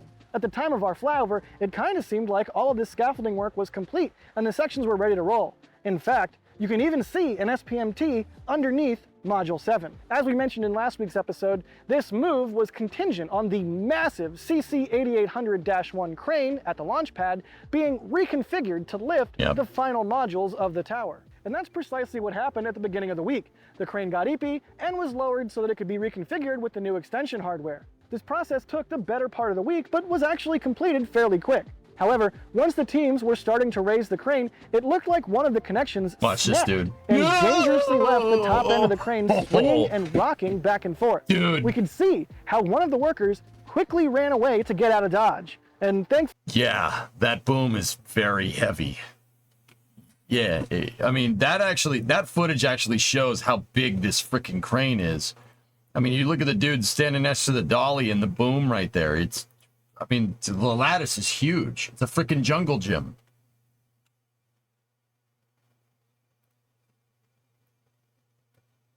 That's a lot of metal above your head right there. Connections snapped and dangerously left the top end of the crane swinging and rocking back and forth. We could see how one of the workers quickly ran away to get out of Dodge. And thankfully, it seems like nobody was hurt from this incident. This yikes moment meant that the crane had to continue to be worked on well into the weekend. In fact, it's still being worked on as I'm recording this right now on Saturday. After the issue, they were able to lower the boom and jib and have begun fixing whatever went wrong. Stabilizers. SpaceX had road closures this week to roll Module 7 to the pad for stacking. So I originally thought it was a pendant. That's what I thought. See these things right here that are bending? Those are pendants. The pendants connect certain things together. They're basically a stabilizer cable. It's not a cable though. They're like hinges. The pendants they look like a bicycle chain almost. I thought a pendant snapped. It wasn't a pendant. It was those things right there. That's the boom to jib stabilizer bars. See those diagonals right there? Those are just shock absorbers for the crane. In case something weird happens, you don't get a cascading failure, which is ironic because those are the things that snapped. No word on why, though. We'll see. Let's listen to Jack. But with this development, it seems like it's not going to happen for a few more days. Nothing to worry about, though, as they still have plenty of time to complete all the stacking operations before the next flight of Starship.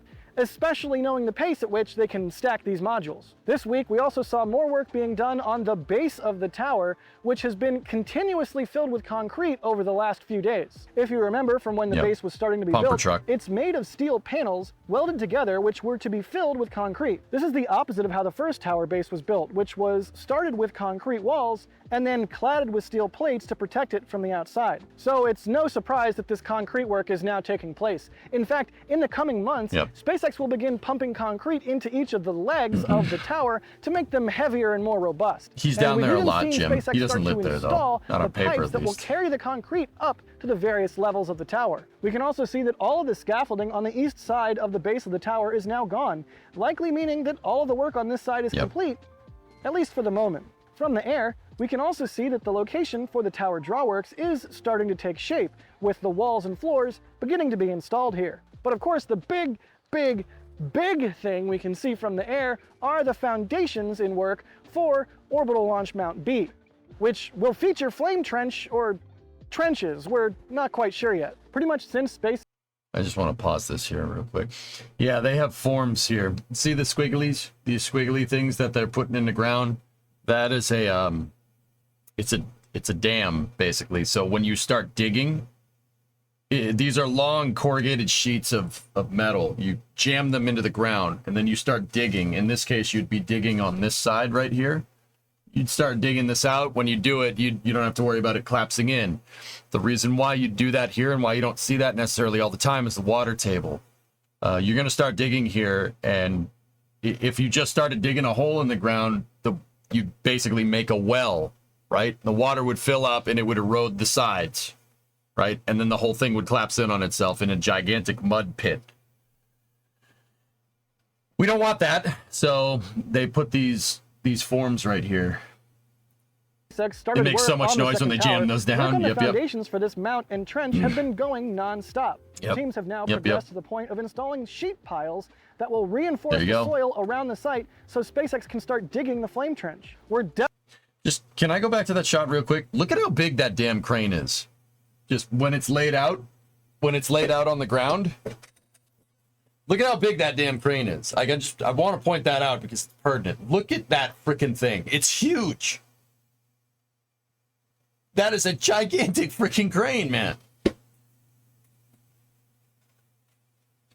If I recall correctly. I don't know how they get that thing down in there, Mike, but yeah. Something that makes a lot of force. They don't have much space left. Yeah.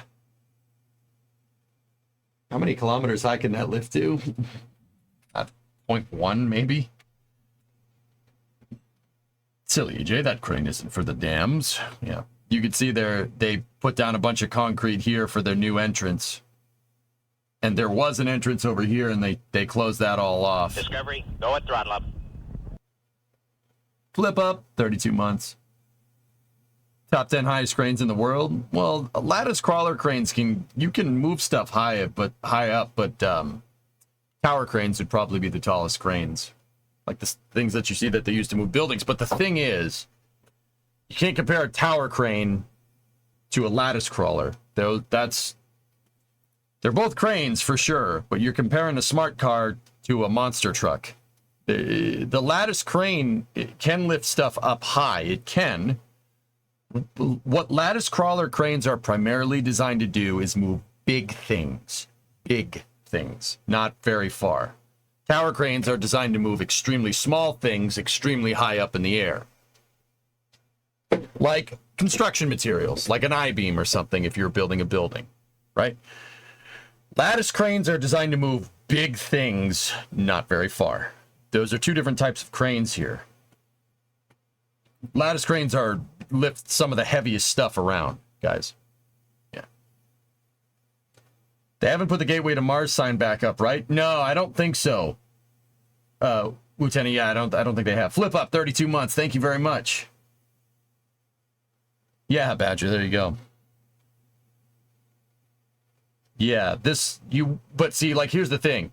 So you're moving these tower segments, right? A tower crane could not move that. No. If a tower crane tried to pick up the tower segment, ironically, it would snap into a bajillion pieces.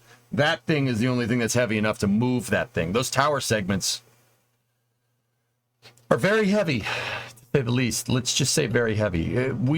I don't remember. I don't know what the CC8800 has, what he's running for counterweight, but he is running a dolly back there. Or it's not a dolly, it's a wagon. So there's an extension to the where the counterweight is, and then there's a thing back here that's carrying more counterweight that's attached to the house of the crane, which is this thing right here. That's a lot of counterweight. It's an extension bar so you can get leverage if you're moving something extremely heavy. But the counterweight should give you a good indicator of how heavy something is. If I'm remembering correctly, when they were building Tower 1, they had that Liebherr 13,000 with the power boom attachment, and they were running like 435,000 pounds of counterweight. Yeah, that's like 200 tons. 220 tons. No, a little less than that, but you get the idea. They're heavy. Those big metal things are heavy. That's what I'm trying to tell you.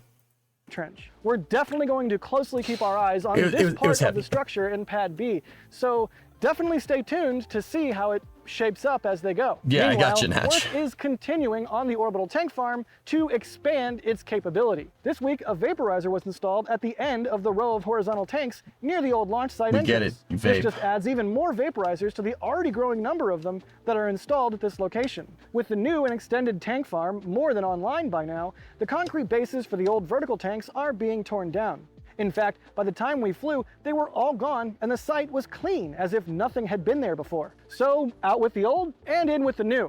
With more new horizontal tanks set to be installed in the tank farm. Hang on, can I just go back to that shot real quick? And in with the new. Back it up. Why do I get Factorio vibes from this picture? You know exactly what I'm talking about. That looks like Factorio. Does it not? It looks like Factorio. Come on. Don't give me that face. It does, and you know it. It looks like Factorio. It's so strange, man. That's so weird. I don't miss the vertical tanks. It looks so much better now. It really kind of does, Vargan.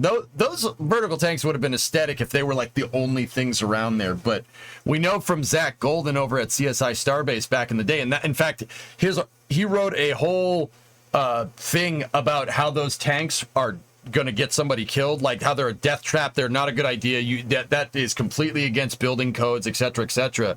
That was the first article I ever read by Zach. Zach's good people. I like that dude a lot. I still read CSI Starbase all the time.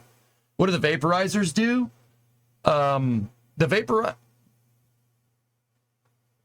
They take gaseous propellants, void, and they turn them back into liquid. It's a condenser. Call it a vaporizer, condenser. I mean, pretty much. No, I'm getting it backwards, aren't I? Dude, I have the nastiest case of the Mondays today. Why am I getting everything backwards? Satisfactory. Snake, actually, my oil power plant looks like that. So the vaporizers are there to... Let's think. Why would you need a vaporizer? They're taking liquid and turning it into gas. They vaporize the LN2 to chill other fluids. Thank you, Aqualex. Dude, why did I get it? Why did I mix... Dude, I'm not doing good today. I swear I'm better. I'm better at thermodynamics than this. This is ridiculous. I have the nastiest case of the Mondays today. It's absurd. Like,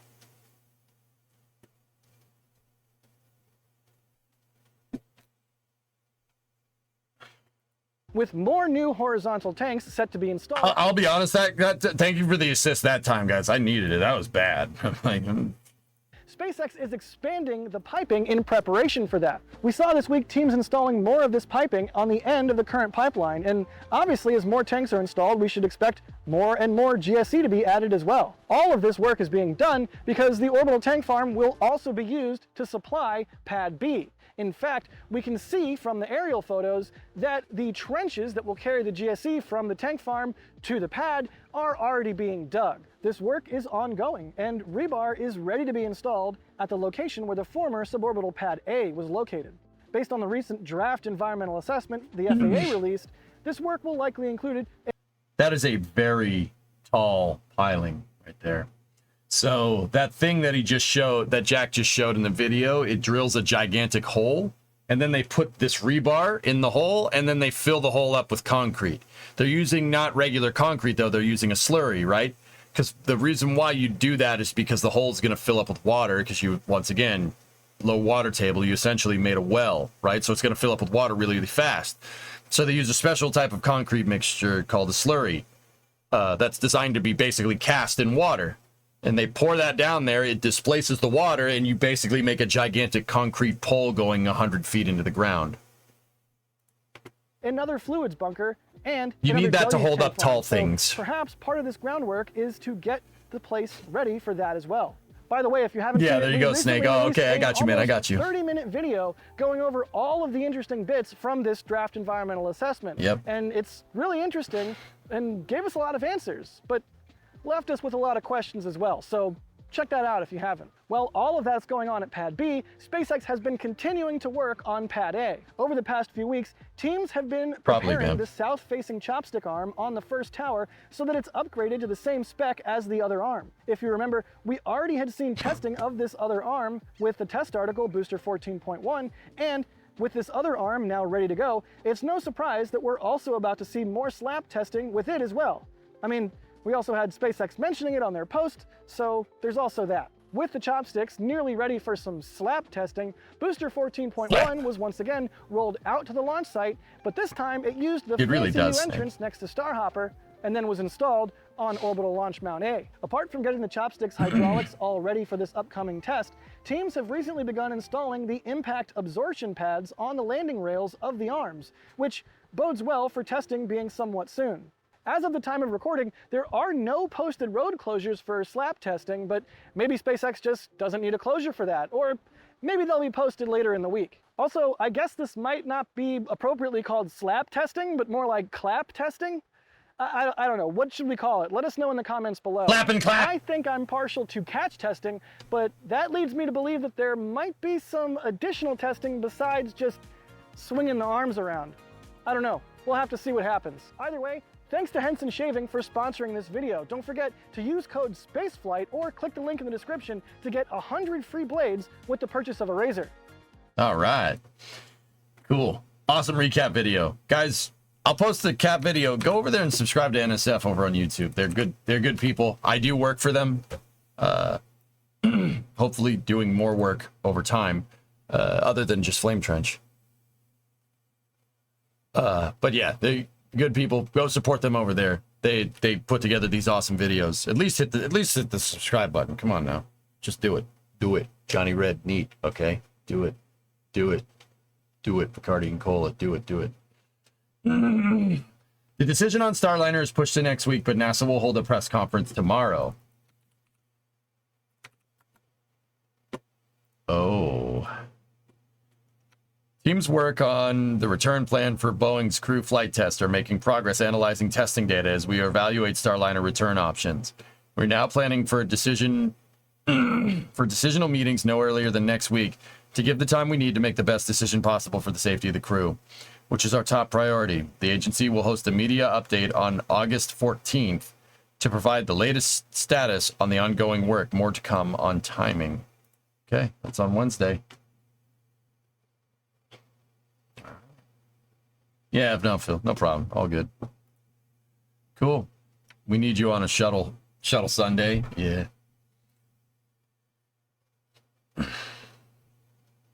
My FT5 coverage from the hotel roof.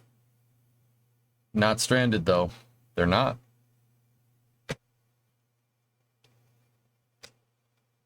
They're not. That's what else do you want to hear? They're not. They never have been.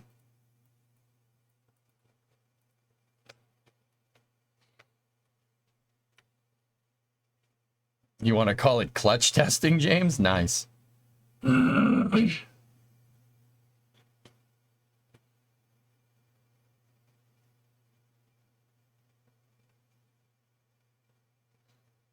Discovery, go at throttle up. Okay, cool. I think that was a good amount of space news. There was a lot of stuff we covered there, a lot of ground. But good. Sawyer, Chevy 350, keep the TBI or swap it for a modern carburetor. Keep the throttle body injection. TBI is working and you just want the motor to work. That's basically what TBI does. Discovery. You're not going to go anywhere very fast, but it's going to work. Why would you swap the carburetor? Bastardo, 16 months, hot box with a 40. Thank you very much, guys. I really appreciate it. Why would you do that? What are you trying to do? You want to make more power. A 350 with TBI is not. No.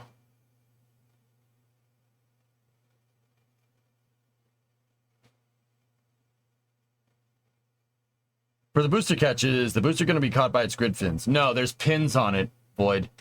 There's pins that are just below the grid fins. I personally think that the grid fins can redundantly hold it up, but they'll do it once. You'll probably ruin them doing it. It's like an airplane. Can you pick an airplane up by its wings? Sure. Once. The wings, after all, are designed to pull the airplane up when it's flying, but that's flying. Not like if you pick the airplane up by its wings via crane, it'll work, but it'd work once. You'd probably break something, but you could do it.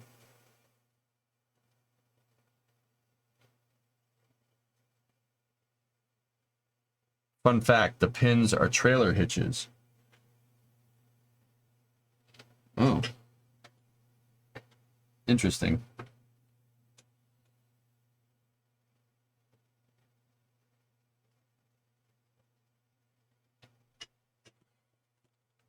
I mean, it sounds right. Have you seen Edelbrock's new carburetors? Those...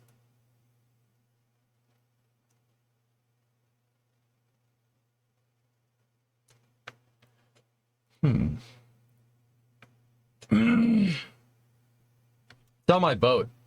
The throttle body injection seems to be showing its age and it's struggling to work correctly at times.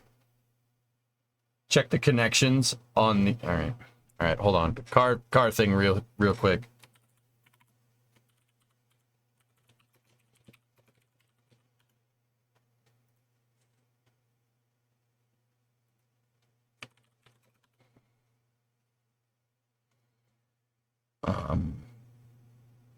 Okay. Here, look. That's throttle body injection right there. Ignore whatever this is on. You have your TBI, right? These wires right here. Those are the wires that actuate your solenoid for your fuel injector. They're right here. There's two of them. They're right there and right there. It's basically a carburetor, only where the jet should be, there's a fuel injector. And there's no bowls because you're using a pressurized system, right? So, check the connections here. That's all. You really want it? Your injectors can get gunned up, dude. You really want to make sure these things work? Take your injector and attach it to a 9-volt battery to see if it clicks open and closed. 9-volt is enough to make it work. It needs 12. I wouldn't do it a lot, but it can. You can just take the injector and attach it to a 9-volt. If it does that, you'll be good to go. The injectors gum up, dude. The throttle body injection is super simple, dude. There's only so many things that can go wrong. Unless you've gunked up a fuel line. But my guess is that ethanol gas probably ruined your injectors. Just a guess. Listen for a snappy click. That's it. Yep. Sounds like that. Just solenoid clicking on and off. Have you ever seen some videos on how Erman belt tunnels are getting built, Denmark to Germany? It's some of the largest construction setup that's ever existed. I'm guessing you'd be very much into it. Mike, people have told me about those tunnels before. I forgot their name, but I've heard about them before when we played cities. That's cool, man. Isn't ethanol great? No, it's not. I really wish that wouldn't be in gas.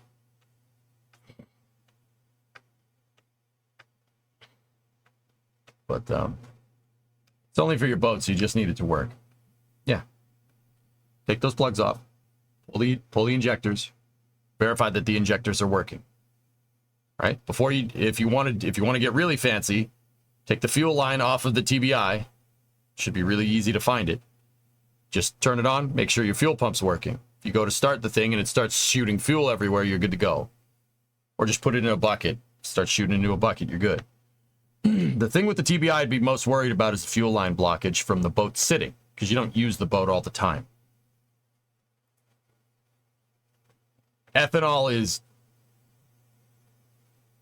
terrible for any rubber. It'll degrade the seals, just like NTO degrades seals on hypergolic thrusters. Same thing, actually. It's the same thing, believe it or not. Yeah, that's why I said the first thing that you should do is verify the injector, Sawyer. If the injector doesn't work, because they can get varnished, and the gasoline with the ethanol degrades really, really fast nowadays. Gasoline has a shelf life, guys, because they're trying to be more environmentally friendly by making more of it because it has a shelf life.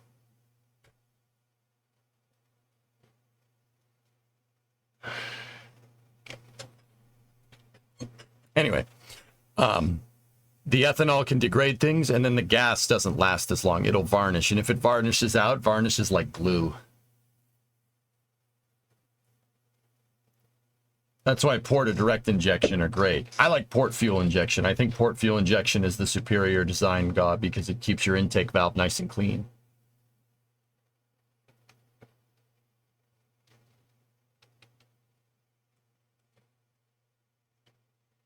It starts and whatnot. I was just wondering if a carb would overall be a better option. No, I don't think so. A carburetor would be way more maintenance, dude.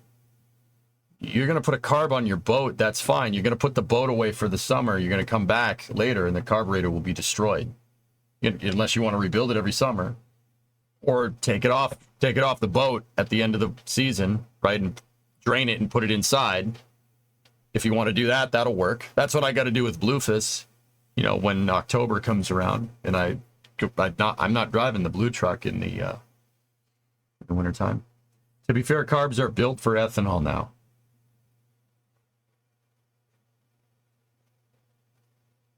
Okay. Did you drive any car with NGV? No. I would just check the fuel injectors, Sawyer. Don't worry about it. Adding a carburetor is making the maintenance cost on a boat already worse than they already are.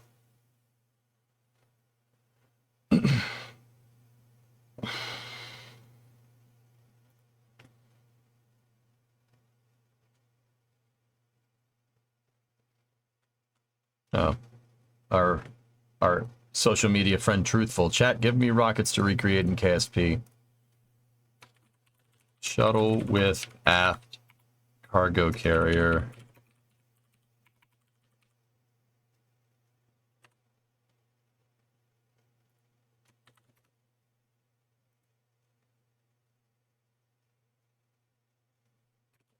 If you've already made it, make it again.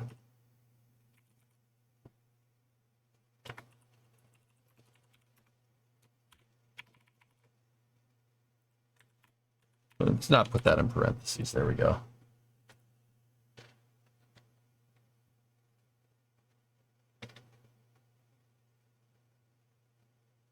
Shuttle with external tank half cargo carrier. If you've already made it, make it again. All right, cool. Yeah, there we go. That's fine. That'll work just fine. It'll work great.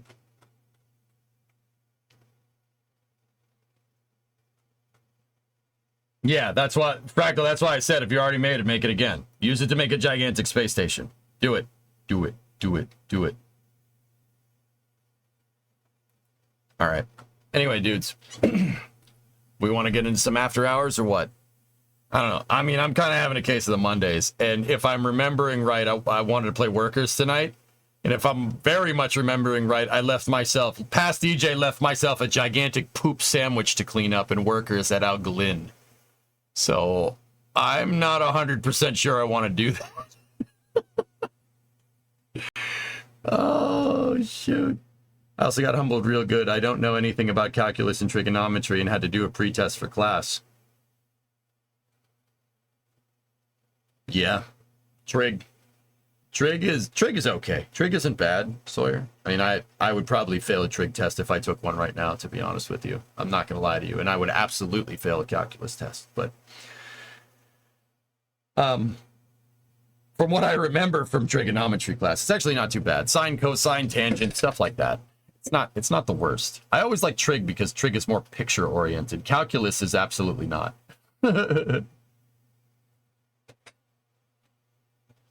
But the thing about math is that, like, okay, so one, Sawyer, look at it this way. You failed miserably on your placement test.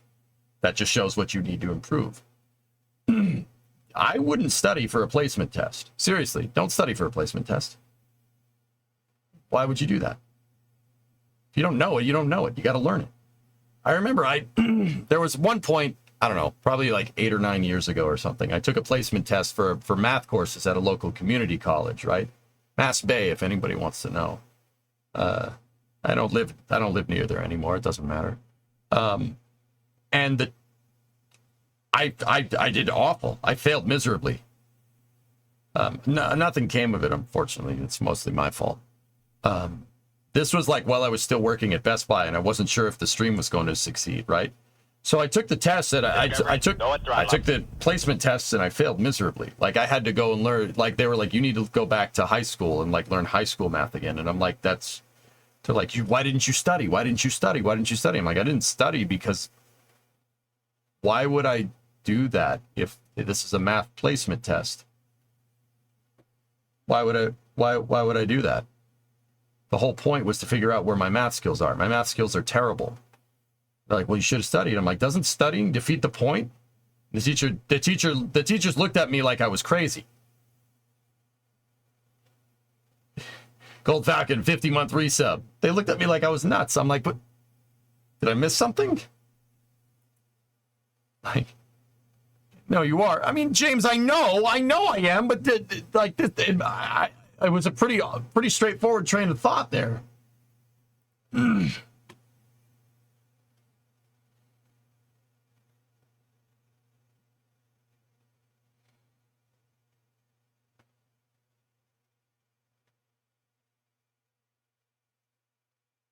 Oh, okay, James. Yeah, I got you. That's the whole point of a placement test. That's like studying for an IQ test. You're not supposed to do that. That's what I said. And the teachers were like, well, why would you want to take more math classes? I'm like, oh, I don't know, to get good at math? Like, I didn't go back. There were other reasons why I didn't go back, but there's also that. I'm like,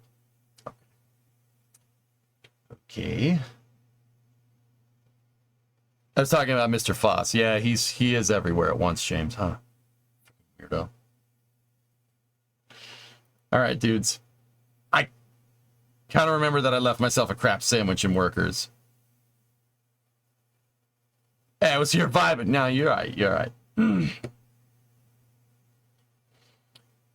Yeah, Roscoff, the people looked at me like I was nuts. I'm like, I don't... What's the problem here? Yeah, they really looked at me like I was crazy. Up for more dart? Nah.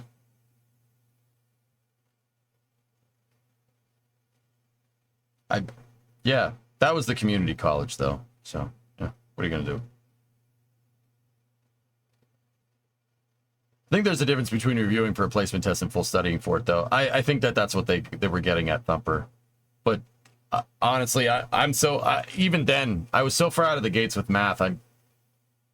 Reviewing is not going to do anything for me, dude. Why is NASCAR like this? Is this Austin Dillon making a fool of himself?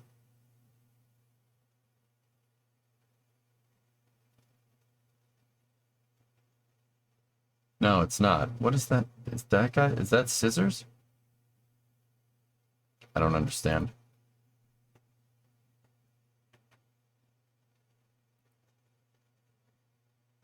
Do you have the track IR? Yeah, of course I do. I thought we'd grab some beers and pump some food. My summer car is my Wednesday after hours slot from now on, Dead Crew. Oh, yeah. I was thinking Satisfactory might not be the worst idea for a Thursday after hours slot, but that's just me. Just putting it out there. Trying to figure out our after hours games. Discovery, go at throttle up. You know. Hey, Church, 17-month resub. Thank you. All right. You know what? We'll just do workers. Let's see. Is Flight Sim coming back into the rotation? I am not sure. I'll get back to you on that. All right. Yeah, let's go for workers. I'll probably screw something up even more, but yeah.